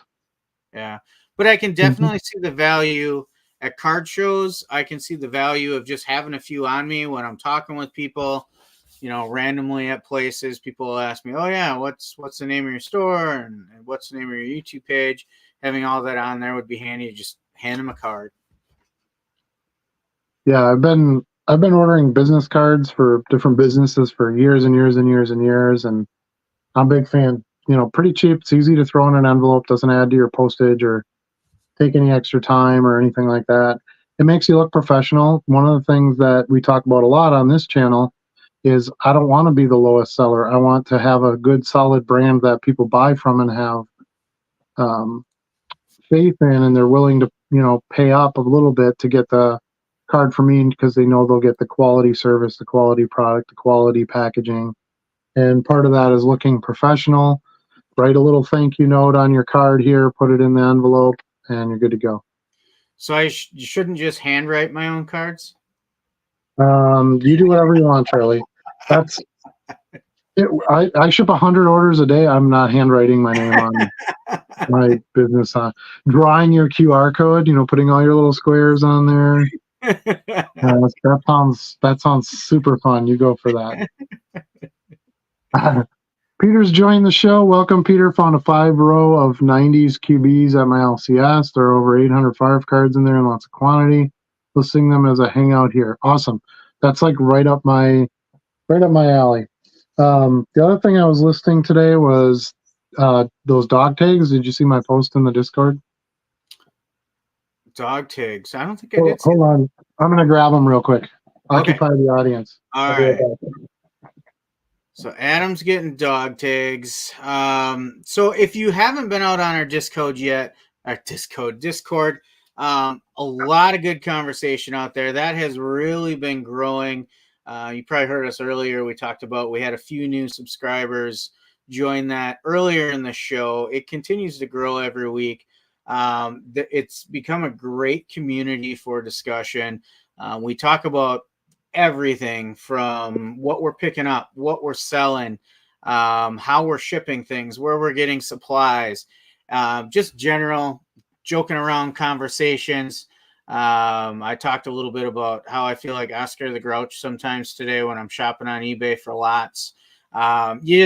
we mix some good informative information with just some fun conversation sometimes too. Charlie's kind of the king of gifts in there too. So if you like gifts, there's plenty of that for you.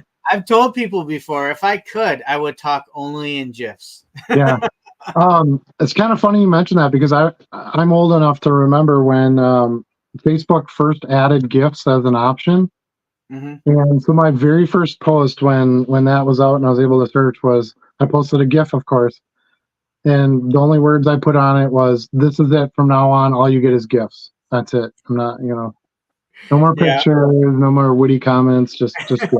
I'm only going to reply in GIFs. This is it. You can do everything. Right. So did you find your dog tags? I did. Yes. All right. So I bought a lot of 84 of them for $20, and I've sold quite a few of these before.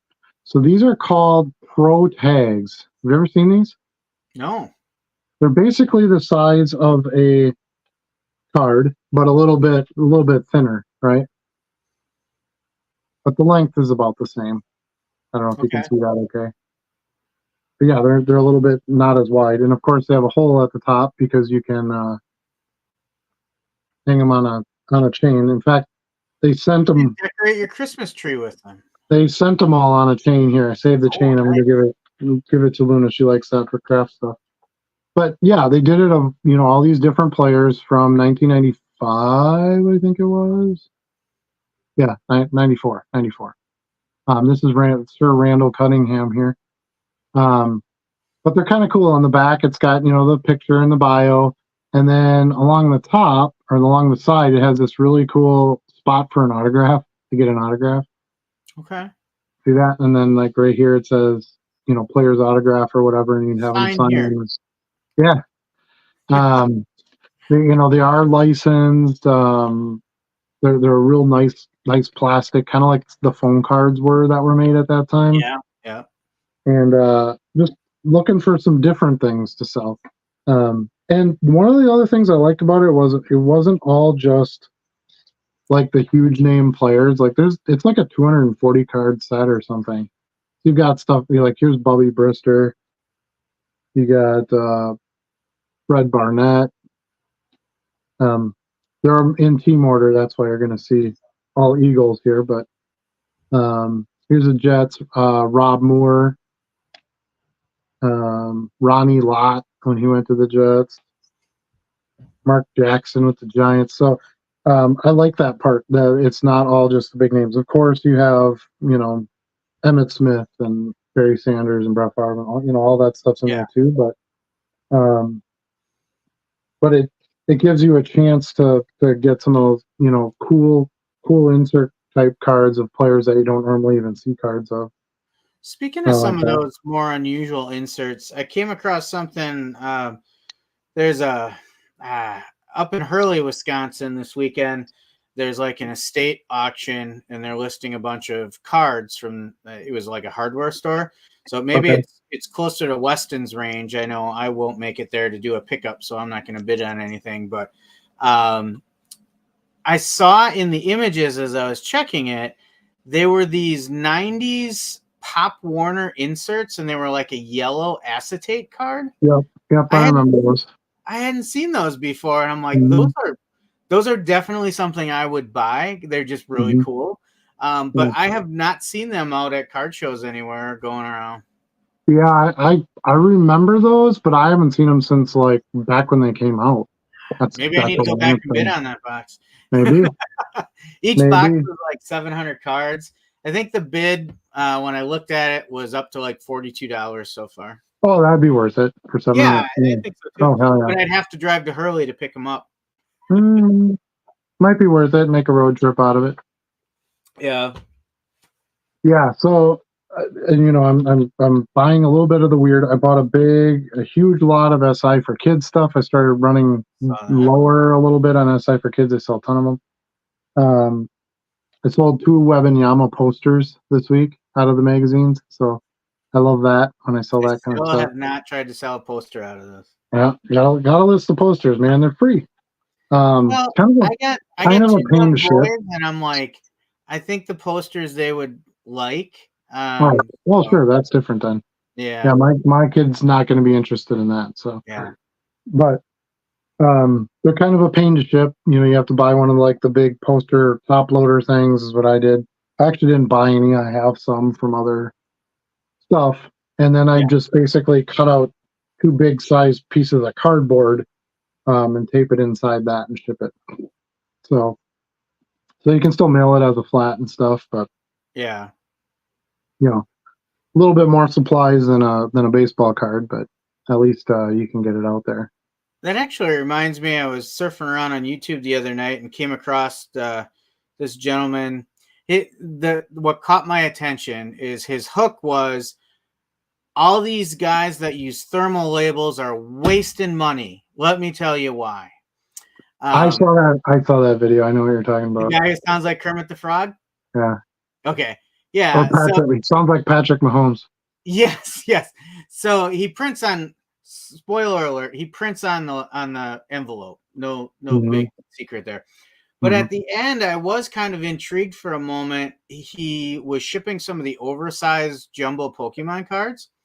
And he's like, what I find really good for these is the rigid 6x9 cardboard mailers. And I was like, oh, that might work really well. But then I did the math in my head, and he's like, yeah, I sell these for $1.99 and I ship them in these on eBay. And I started doing the math, and I'm like, you can't make money that way. There's no way. Even if you got them for free, you wouldn't make money. Right. Yeah, you have to be careful with that. Like even with the posters, I charge shipping on those. So the guy who bought the two Webanyamas, those were my two last Webanyama posters, by the way. So I sold all 10 of them, well, 8 of them. I think I had 8 issues of that magazine. But I got $10 a piece for them plus shipping, plus like $4 shipping. So that's pretty solid. That's more than what the magazine costs, you know. So all the cards essentially were free. If Jordan ever lands in the magazine as a poster, you know, any of those real obvious athletes, I think there's, you know, you could do even better. So now this month was Jack Hughes and Christian McCaffrey, and I haven't sold a single poster yet. So, but I'll hang on to them. And you know, Jack Hughes is having a nice season. I've sold some Jack Hughes cards that I picked up in Madison. I sold them both already. Yeah. You know, Christian McCaffrey, I mean, it's off season for them. They didn't win the Super Bowl, so not a ton of interest in his stuff right now. I haven't sold a lot of his cards either. But that might come back around, and those will get sold. Posters are real easy to tear out. They're perforated like the cards. I have like 2 binders in my cabinet that I have like sets in for my PC. I just slide them right in between those, and they stay nice and flat and easy, and they're simple for me to pull out of there. So I think it's a decent play. I shouldn't be mentioning this because now all you people are going to list your posters, and I'm not going to sell my posters. But anyway, that's what I do with them. I figure, hey, it's one listing for 10 posters. I sold my last Charlie Woods yesterday too, $30. Oh, really? Yep. So I sold a total of I sold a total of 9. I had 9 magazines. So I sold a total of 9 Charlie Woods. I still keep my eyes open in like random places where I'm like, oh, maybe there's a stray magazine here and there. Haven't seen a single one. Yeah, I know people were even just selling the whole magazine with the cards in it. Yeah. And doing pretty well with those. I still like to tear them out. Shedeur Sanders is in there too, and I've sold a few of those. Yeah. So, you know, I still think they're worth tearing. Well, was he in that one, or was he in the previous issue? I thought he was in the previous one. Yeah, he was in the previous issue. Trying to think who else was in this one that sells. Oh, a couple of the female basketball players. Yeah. Female basketball cards, dude, been ringing it up. I sold like pretty much everything I had. Yeah. The Sports Illustrated for Kids stuff sold. I had all those really awesome Team USA ones that I just got in my big non-sport lot. Non-sport lot. Yeah, it's been great for not even WNBA, just college basketball players, you know, with Caitlin Clark and all that. So yeah, great play. Yeah. And then I also sold a bunch of Mario Lopez cards. Nice. Yeah. So I listed the rest of my Mario Lopez Saved by the Bell cards. I still got some Kelly and Zach, just Zach.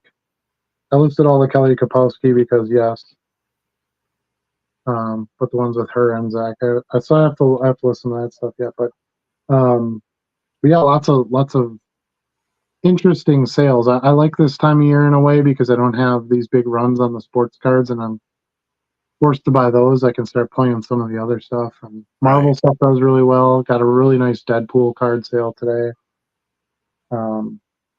Yeah, pick up stuff like this. You get a nice big lot. I got this. This isn't even half of them. It's just what fits in this one bag. But so I got like 3 bags of them up there.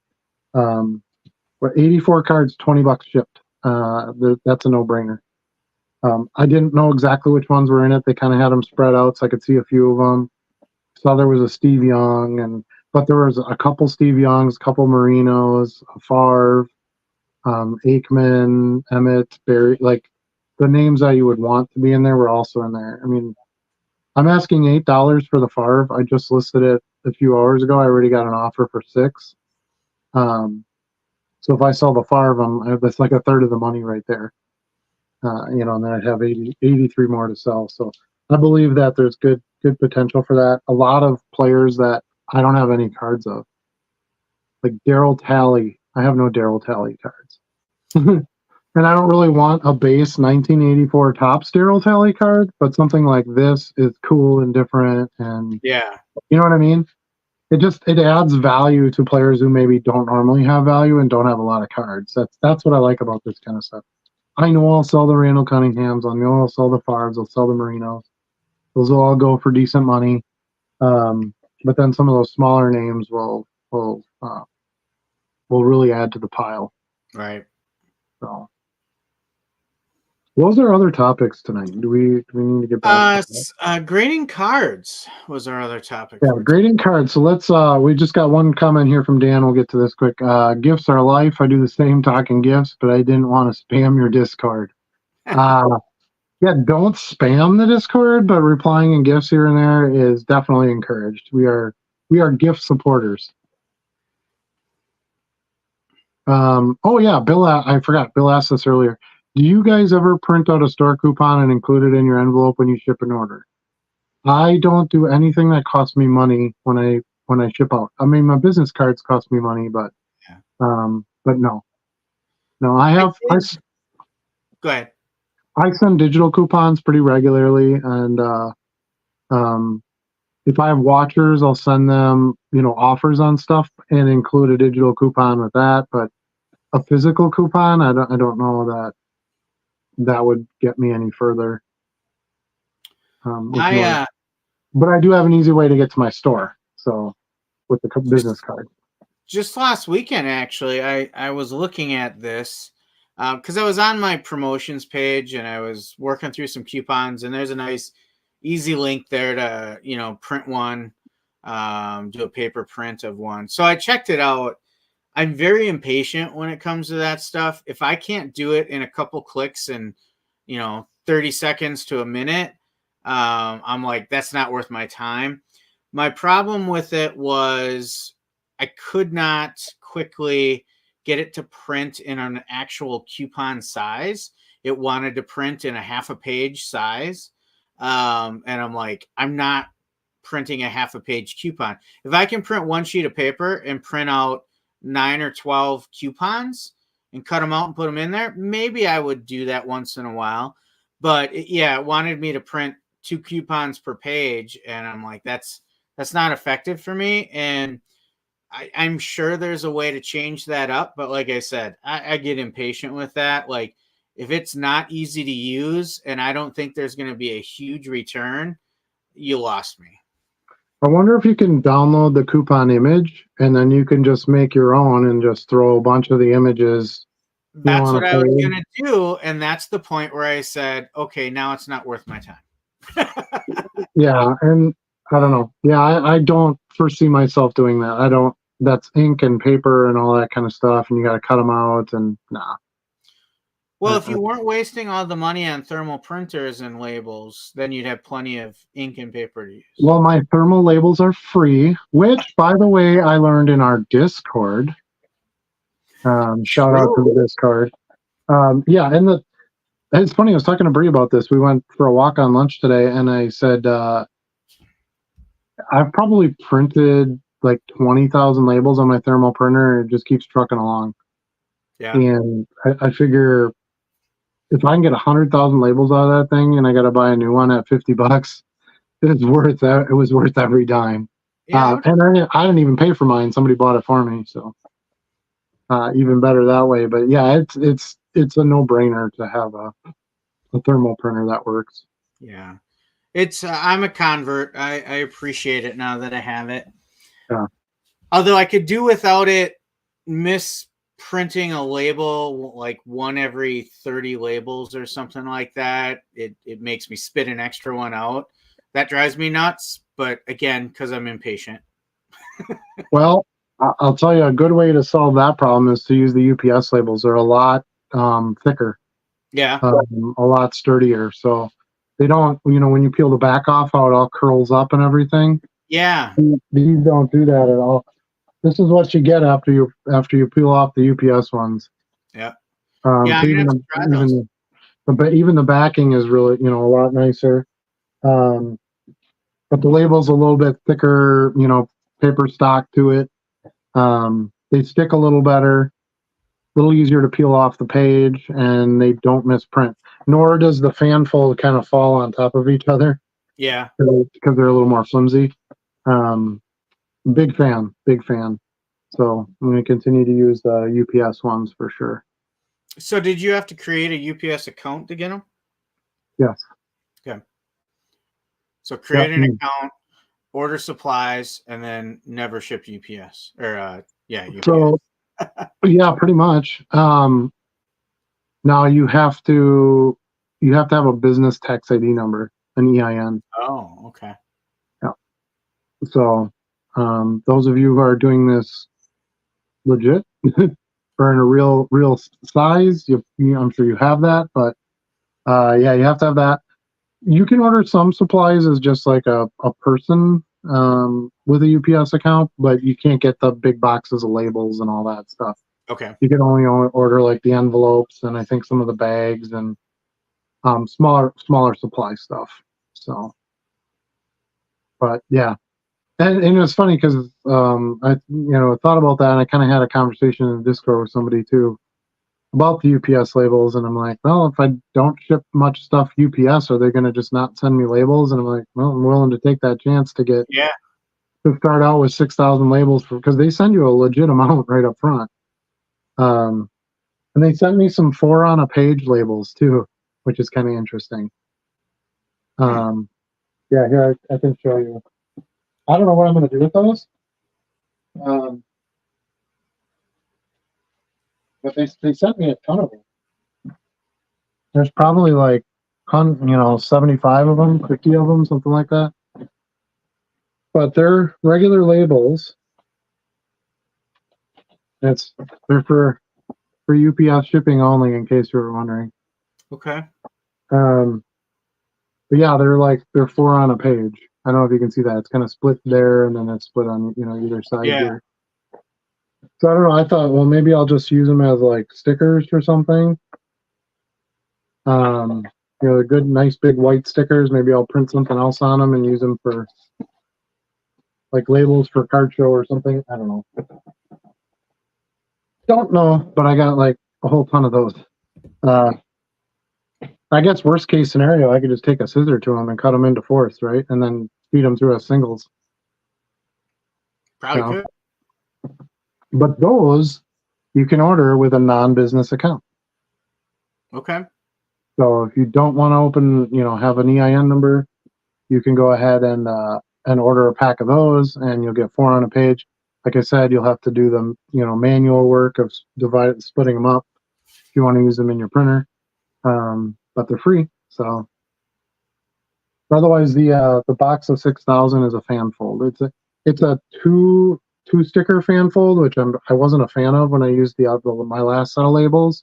Mhm. I like it where it's a single stack that goes back and forth, you know, on the Okay. fan. But because these are so much more like rigid and hold their shape and stuff, the double fan fold has been fine. I haven't had a single issue with it. I don't think I've had I don't know, I haven't had a single misprint either. I have one here, but it was my fault. I was trying to print just this is from something else I do, but I was trying to print a customs form, Mhm. and I don't know what happened, but it looks like this, which it does not give you any customs information. So it's like half of like an order label or like um not a, oh, I know what this was from. This was a packing slip I was printing from Whatnot. That's what it Okay. was.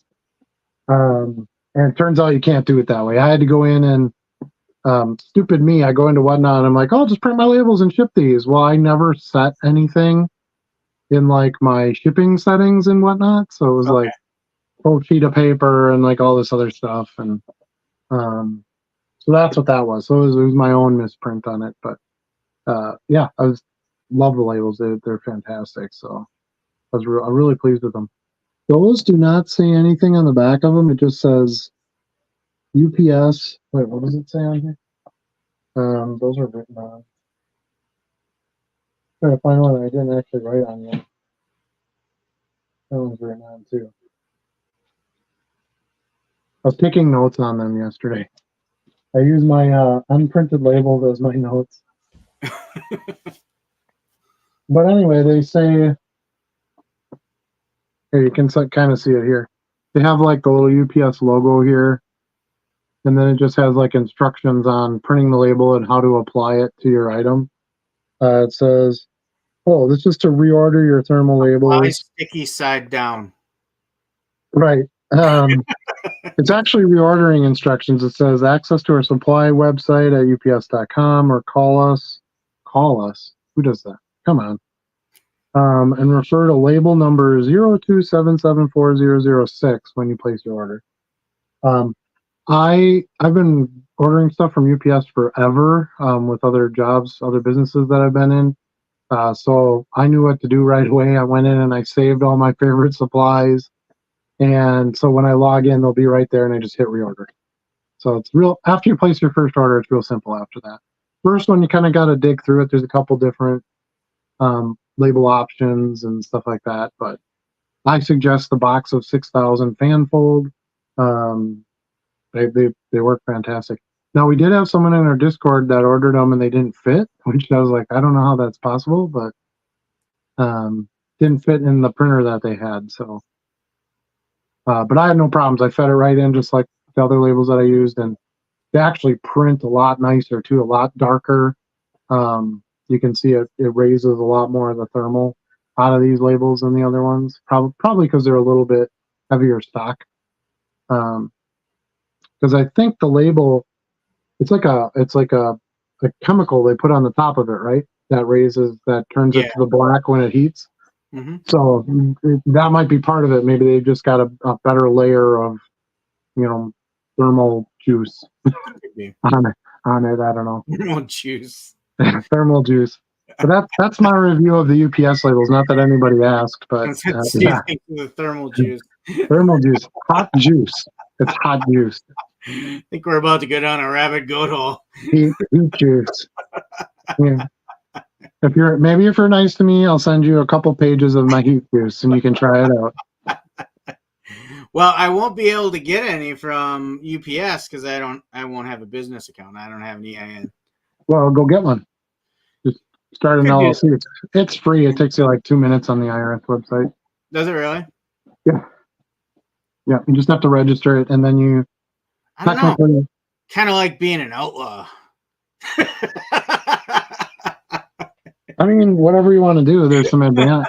It's really only to benefit you. It doesn't cost you anything. So. But then the man knows everything I do. Well, if you're reporting on your taxes, they know anyway. So it doesn't really matter. Why do we keep talking about taxes? Can we move on? Yes. Joe is here. He says, "Sorry, boys, I'm late to the party. Doing my damn taxes." Sure, That's sure, yeah, Joe. yeah. Yeah. I have, like I said, I've got my stacks of receipts here that I was finishing up today. Got some of my notes and dictations, and then everything will go on the real screens tomorrow. I don't like doing it on the computer as I go. I like to have stuff written out so that I can just go in. I like to spend as little time in that product as possible because I hate doing it. Punch my numbers in, hit send, and send them a check and be done. Mine's all loaded in. I just gotta hit send and pay. You know, you can file at any time, and they don't. You can set it so they don't take the money. Okay, just so you know, so you can file ahead of time if you don't have to pay them. Yeah. And anybody who pays them early is crazy. So that's my opinion on that one. John Larson says had his first 100 order day Saturday. Awesome, good idea. Or I mean, congratulations. I'm reading his next sentence. It has idea in it. I have no idea how you do that on a consistent basis. It took me over 4 hours. Definitely something wrong with my shipping process. Can you share your process? That was something that I struggled with, when I started to get to the bigger numbers too. It's one of the reasons why I express caution on here continuously. And one of the reasons I started the channel was don't just pump in a bunch of listings, because if you can't handle the sales, you're going to fail. You can have all the intentions in the world and go for the growth and all that, but if you can't handle the workflow, it's not going to do you any good. And you're going to get burned out pretty quick too. But yeah, 100 order day is pretty solid. The biggest thing that I learned as far as inventory is to have a really good, solid, easy access place to keep your cards that's safe for them. So I use a fireproof cabinet with pull-out drawers, and then it's sorted into 4 slots that the cards fit in, and I have adjustable racks in the back so you can keep any cards from falling over. And I was originally just kind of sorting generally, which I think most of us sort of go through this process. But at first I just had, okay, a couple player names or a couple teams, a couple year sets, whatever it was. And then I would break that down a little bit more as I add more cards to make it quicker, to dig through. And now I do them in these little baggie process. So I'll list, let's say this is 50 cards. It's actually less than that because they're thicker, but I use these one-touch resealable bags. I don't know if you can see that through there. I've got bags Yep. in front of it, but they're called one-touch resealable bags. So they've got the peel off and the sticky, and you can reseal them. They're resealable, that's key. Make sure you get that. And then I simply use a SKU number. So on the listing, I have a SKU number. I chose to use the date. And then if I have multiple bags for that date, I just have a sub number. I don't know if you can see that at all. But this is today's date, so 4/10/24, and this was bag number 6 that I listed today. So this will go in my drawer in that date and numerical order.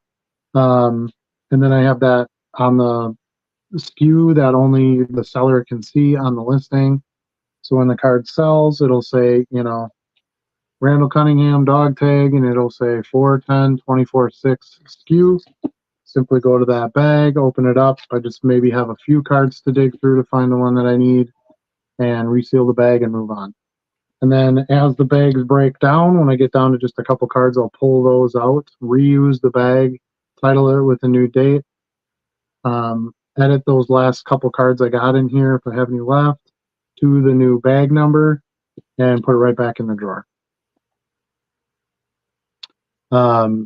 Works well for a couple of reasons. It tells me the date of when I listed something, which I think has value, and that's a little bit harder to get on eBay. If you go to the individual listing, it tells you when you listed it. But you probably don't want to do that with a bunch of listings. This way I just know, I put these dog tags up on 4/10. And also it's easy to, I don't have to remember what number did I leave off on. It's always the date. So as long as I know the date, I'm good to go to do the next set of bags.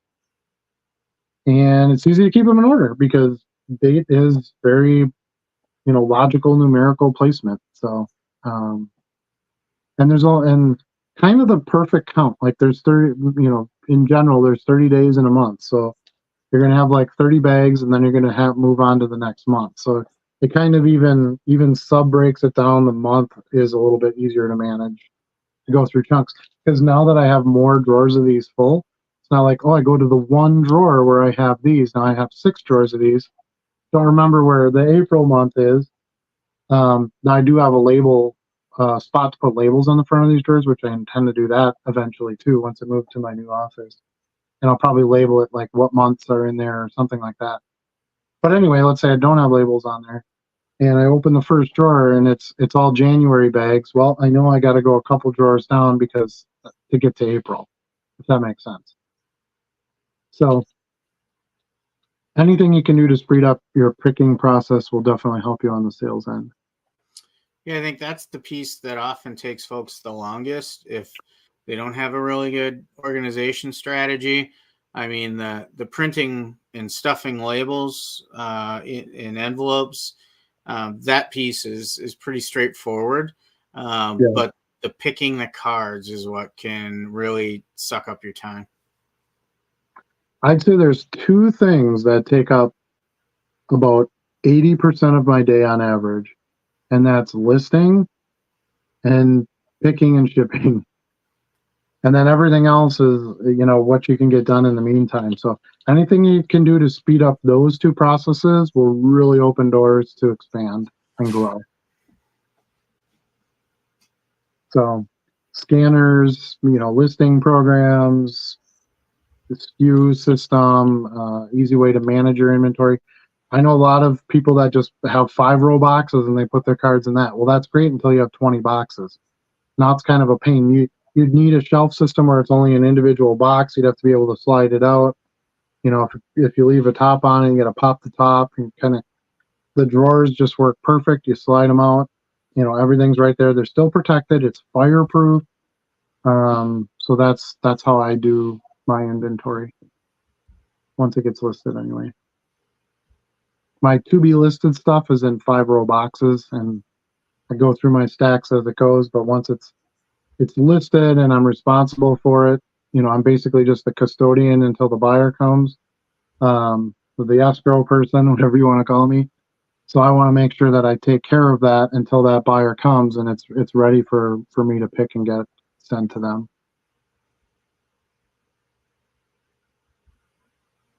So anything to add to that? How do you do yours? We do the same thing with the SKU bags, with the resealable one-touch. I'm gonna go put these away quick. Yeah. The only there's a slight difference that I do with my tape on it, which is not a major thing. So I put a little excess. Well, let me grab one and show you. I put a little excess on it that allows me to use it as kind of a handle to pull it out of the box. So you'll see on this one, I've got that little extra piece that I stick together on the top. So then when I go grab it from the box, I can just grab that and I don't have to dig in like that. And then I do not have a drawer system like Adam has. I'd like to eventually get one. So right now I'm just in 5-row boxes. And to Adam's point, that's fine when you start. So what am I at for listings right now? I think a little over 5,800, 5,828 as of right now. So I'm now starting to think about, okay, I think I'm going to need someplace else to put my cards because I can't have 5-row boxes out on every surface in my office area, as my wife will tell you. So I'm probably, going to have to go to some type of fireproof card file type cabinet like Adam has. And I think that's a great idea, especially, get a fireproof one to protect the cards in the event of an emergency or something. But right now, I have a box right next to me right now in my old system. So my old system was just sort them by sport. They're just in a sleeve and a top loader. And then for some of my larger categories, I used to sort them alphabetically. I do none of that anymore. Now it's just all in a bag, whatever I'm listing that day. If I have a subset, if I do more than one bag a day, the only difference between Adam and I is I will put a letter after it. So I will go, this one is 4724. If I did another one that day, I would do 4724B and then C and then D. That's really the only difference we have. Yeah, I'm a numbers guy, so I kind of kept it to numbers. But yeah, whatever works, for you is fine. I walked over to the cabinet, so I'll kind of show you what I'm talking about. I have to show it with the forward-facing camera, so I'm going to try to do this and look at it at the same time. So this is my big old cabinet with all the pull-out drawers here. You can see some stuff I don't have bagged yet. I'm working on my old inventory system and converting it over yet. But this is a finished drawer. And I've shown this on some videos and stuff before, but you can see here all the dates in order, all the bags. Now, I don't have the pull tab like Charlie does, but I put the date on the top of the bag so I can easily see where everything is. I don't have to dig through them. And then, like, let's say I need bag 12324 sub 6. There's these, you end up with these little natural tabs kind of on the sides of the bags when you fold them over. So I simply just grab that little side piece of the bag, and then boom, there's my bag that I was looking for.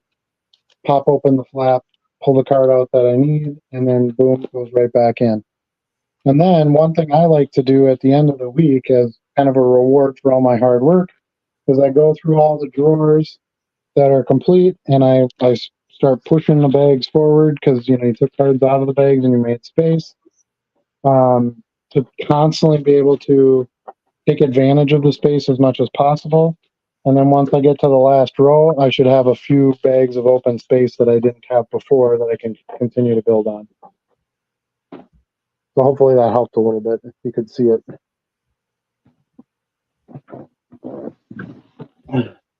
Okay.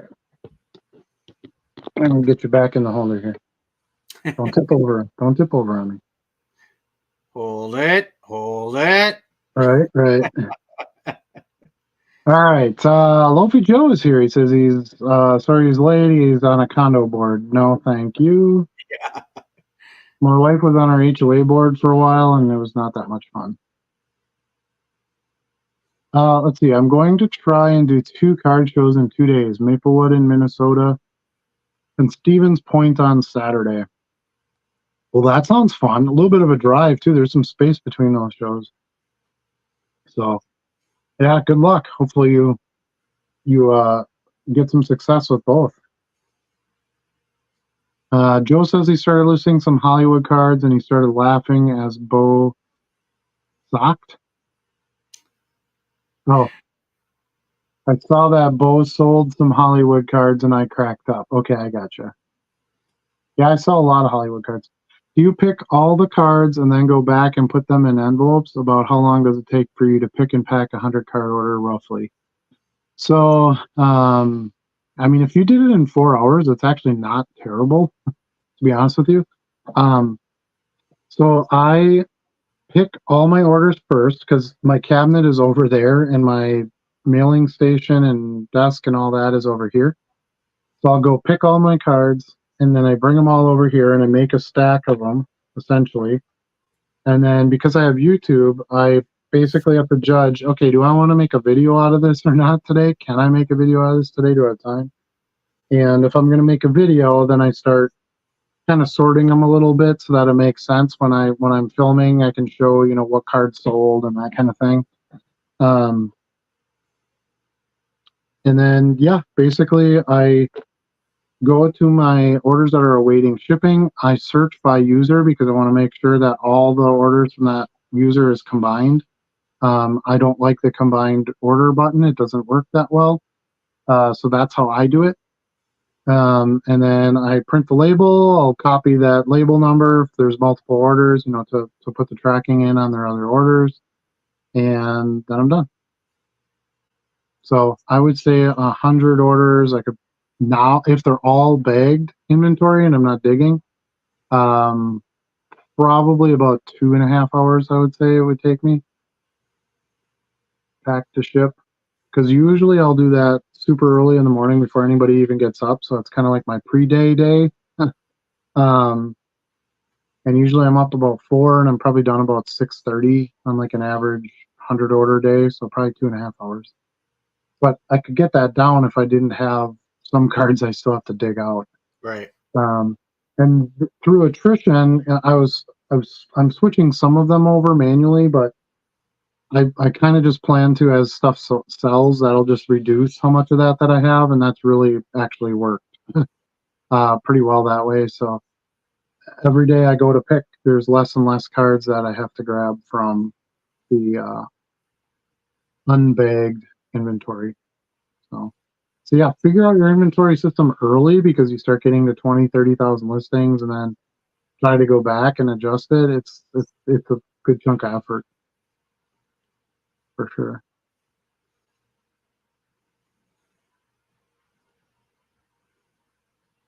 What do you think, Charlie? You ever had a 100 order day? I have not had 100 order yet. I think I've topped out somewhere in the 60s so far for a day. Well, he says 100 order, but I'm thinking he means 100 cards. Yeah. So I think that's what I'm talking to. Yeah, I think my biggest day was probably like 600 cards. No, that's not right. Probably about 300 cards, I think, was the most I ever had in a day or over a weekend. So, Okay. Yeah, it can get pretty big. The bigger you get, the bigger the orders can get. So, this time of year, probably not as much, but because it's not as popping right now as it is like end of year through March. But depending on what you sell, I guess. I mean, everything is depending. What you're selling or what you're doing is probably a little different than what I'm doing. So you have to know what's going to work for what you got going on. Right. But the bag system has been great, and that is also from a tip from a viewer that we got a while ago. So that's the whole point here. Charlie and I's motivation to do this is to help you guys, but in turn, we're getting help from you. So it's a true community that way, and that's what makes it a lot of fun, and we can all be a lot more successful that way. Absolutely. So, got a really nice message from a viewer this past week. I'm not going to put any names out there at all, but just wanted to thank me, as they needed some side hustle money. They have a family member with some medical issues and some big medical bills, and they wanted something on the side to do to try to help, catch up on some of that. And they were able to kind of keep themselves going and not have to give up all their lifestyle just to pay for the medical expenses. And to me, that's the stuff that matters, is to try to give everybody a little bit of financial freedom, make a little bit of money in the hobby that you're in and just enjoy it. And even if you just take the money and go buy cards with it for yourself, right, that's still awesome, because you're getting, things that you enjoy, and it's not costing you anything other than time, of course. And Matt says he's going to be in Point Saturday and Appleton on Sunday. And John says, thank you. You are welcome, John. Hopefully that helped you. And I know some people, I think Bo does 5,000 count box picking. But he has and actually, Burbank Sports Cards does it that way too. But they have all these little shelves, there's just enough space to put a 5,000 count box in, basically. They label everything on the front of the boxes, because they go 2 stories up. Yeah. On these shelf systems. And then they basically slide the box forward, and they have all the cards sorted by sets and then in numerical order. Which I think doesn't work for some cards, because sometimes on the back of the card it's JA62 or something like that if it's an insert. But that's how there's a lot of videos that have been made out there where people tour Burbank Sports Cards, and he shows them, kind of their vault area or their pick area, and that's how they do it. So I'm not saying that can't be successful, but I think you need the right setup if you're going to do that. Yeah. And I don't like the fact that it's not fireproof or protected in any way. I've got a lot of money and equity and capital tied up into that, and it's my main source of income, so I want to make sure that I'm protecting that as much as possible. Matt uses 5,000 counts also. Yeah, so I mean, it can definitely be done that way. I don't ever see myself leaving the cabinets and going to 5,000 count boxes because that works for me. But yeah, so yeah, I got those little label squares in the front of the drawers, and I never put labels in them because I kept switching around what I was doing with my inventory. And now I've got it nailed. This is exactly what I need to do and how I need to do it. So now I feel like, okay, I can actually kind of label these and keep some consistency with it. And it's one of those labels where you write it on a piece of paper and you just slide it in the little window. So, I mean, I can pop it right back. It's kind of like my coin drawer cabinets back here. It's the same thing. I just write on the label and stick it in there. Right. So it's not permanent by any measure, but I didn't want to label them all and then just kind of keep flipping them around. It didn't seem like to make a lot of sense. And there aren't that many drawers. I generally know what's where. Yeah. You get kind of a muscle memory, brain train out of it. Like you said, Charlie, you were like, I don't know how you did that. And then I realized I'm looking at these cards every day. I know where they are. I know where they are. Now I intend to add at least one more cabinet. That's the amount of inventory I plan to regularly hold. So when it gets to a three unit, maybe I'll want to label it, for sure at that point, because now I'm like, well, which cabinet is it in? And it'd be good to have some labels on the front of the drawers as well. But the drawers are great, nice metal, slide out all the way. Like I said, they have the little card index, like adjustable, tracks on the inside, so you can kind of slide it up if you have cards that aren't all the way in there. Right. To keep them from falling. The drawers come out all the way, so if you're like, well, I need a ton of stuff out of this drawer, you can literally just pull it out, unhook it, and just like a 5-row box, you could set it on a chair or a desk next to you, and you can flip through the bags that way. So there's some mobility to it too, just like a box would have. Heavier though. You're gonna take it out, it's heavy. It's fireproof. Bill wants to know where I got the drawers. It was a resale shop. I don't remember where it was, but they actually came from the local sheriff's department. So it was their old case catalog files. And yeah, it was just a furniture resale place or something like that. And actually, credit to my wife on this one. She saw them and she was like, "Hey, those would be perfect for cards." And so we went to look at them and actually brought some cards with me.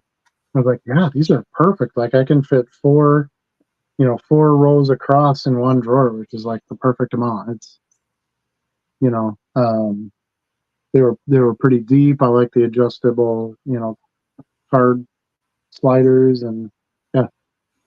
So that's where I got them. But yeah, you can check. I would check with your resale places. There's a lot of people that are getting rid of metal office furniture stuff because everybody does everything digital now. Right. So it might be the right time to do it. Before they kind of get gobbled up and people repurpose them into something else, like a baseball card cabinet. They might start to get harder to find or more expensive or whatever if people realize there's another use and the demand goes up. So, but I like them. It's about, I want to say 5 feet tall, and each cabinet has 3, 6, 9 drawers, and I can fit 4 rows in each drawer. So that's 36 rows, and they're long. They're much deeper than a 5-row box. I think a 5-row box is 1,000 cards per row. So it's probably 1,200 to 1,400 cards per row I can fit in it. So 1,200 cards times 36 rows. So you can get a pretty good chunk of cards in one of those cabinets. What does that come out to? 40,000 cards, something like that? 45,000? I think so. Yeah. So, So I'm kind of bummed because my first college out of high school closed up their campus this year, and they just threw everything out on the street. Like they cleaned out the whole library and all the the index card, things, and the offices, and they put it out for a week, and then it all just went to the dump or something like that. A truck showed up and took it all, but I didn't find out until too late.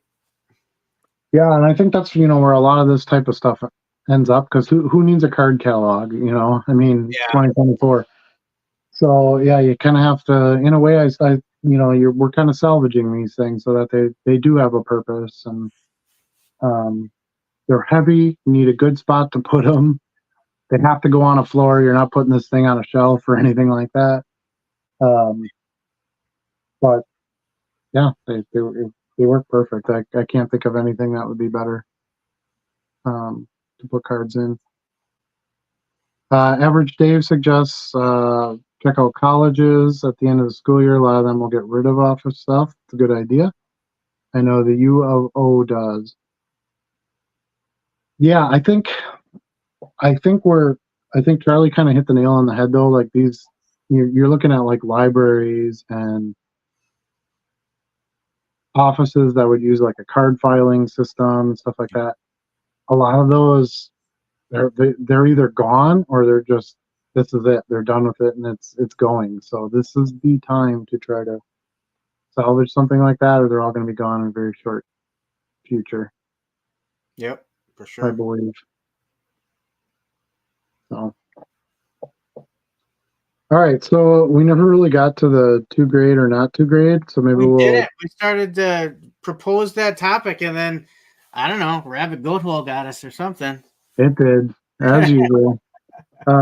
It's not one of my favorite topics because I don't grade and I don't really want to grade, so I think that makes it harder to sort of bring it to the forefront. But it's worthy of conversation for sure, and I do have some thoughts and opinions on it. So maybe we'll kind of park that for next week. Give everybody a reason to come back because we're getting kind of late here now. But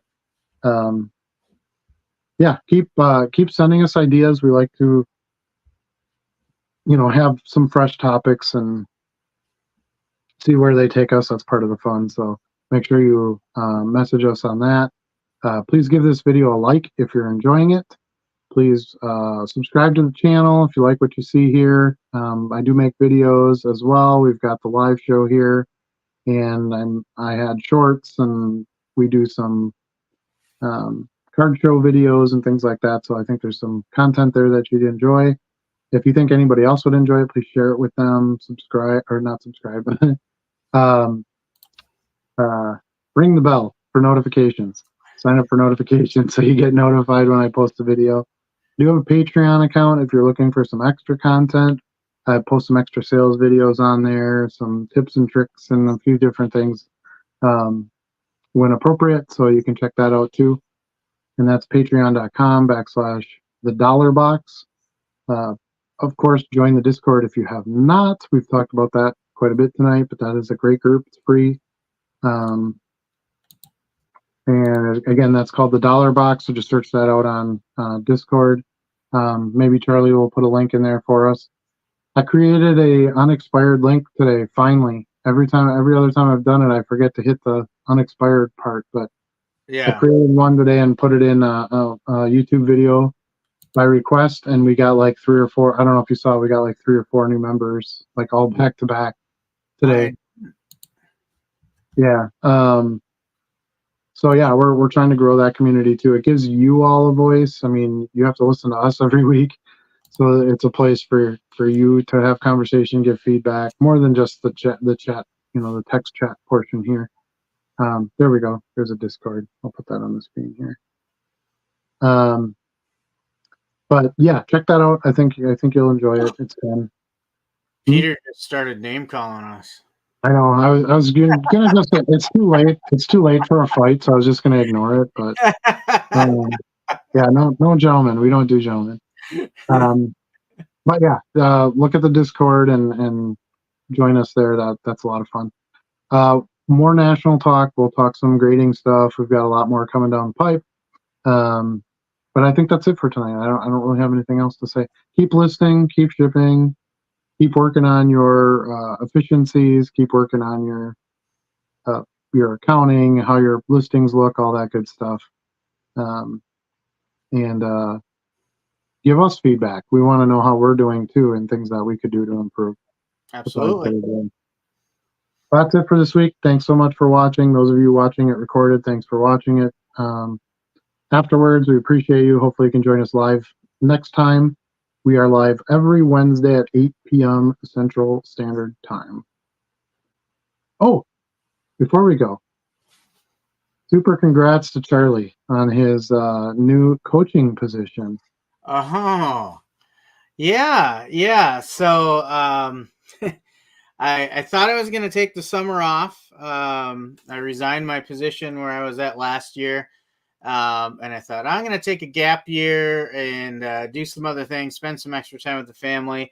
But lo and behold, I was approached about an opportunity, and this morning I accepted that opportunity. So I will be back on a football field this fall at a really outstanding program in the area. I'm really excited to join them. My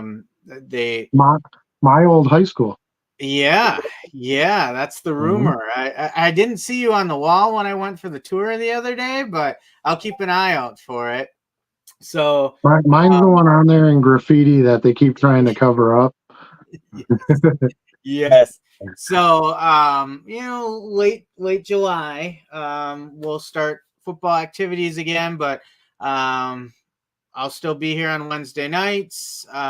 Still going to the National. That was contingency of me accepting the offer. Is I was still going to the National in July, even if we had some activities planned for football. So we all agreed on that, and here we are. So I'm excited to stay on the football field. It's a passion of mine, and I get to focus on some new things with this squad. Traditionally, the areas that I've coached the most, they already have a coach in that position. So they're bringing me in to help in some other areas. So that'll be a challenge for me as well. So excited about this opportunity.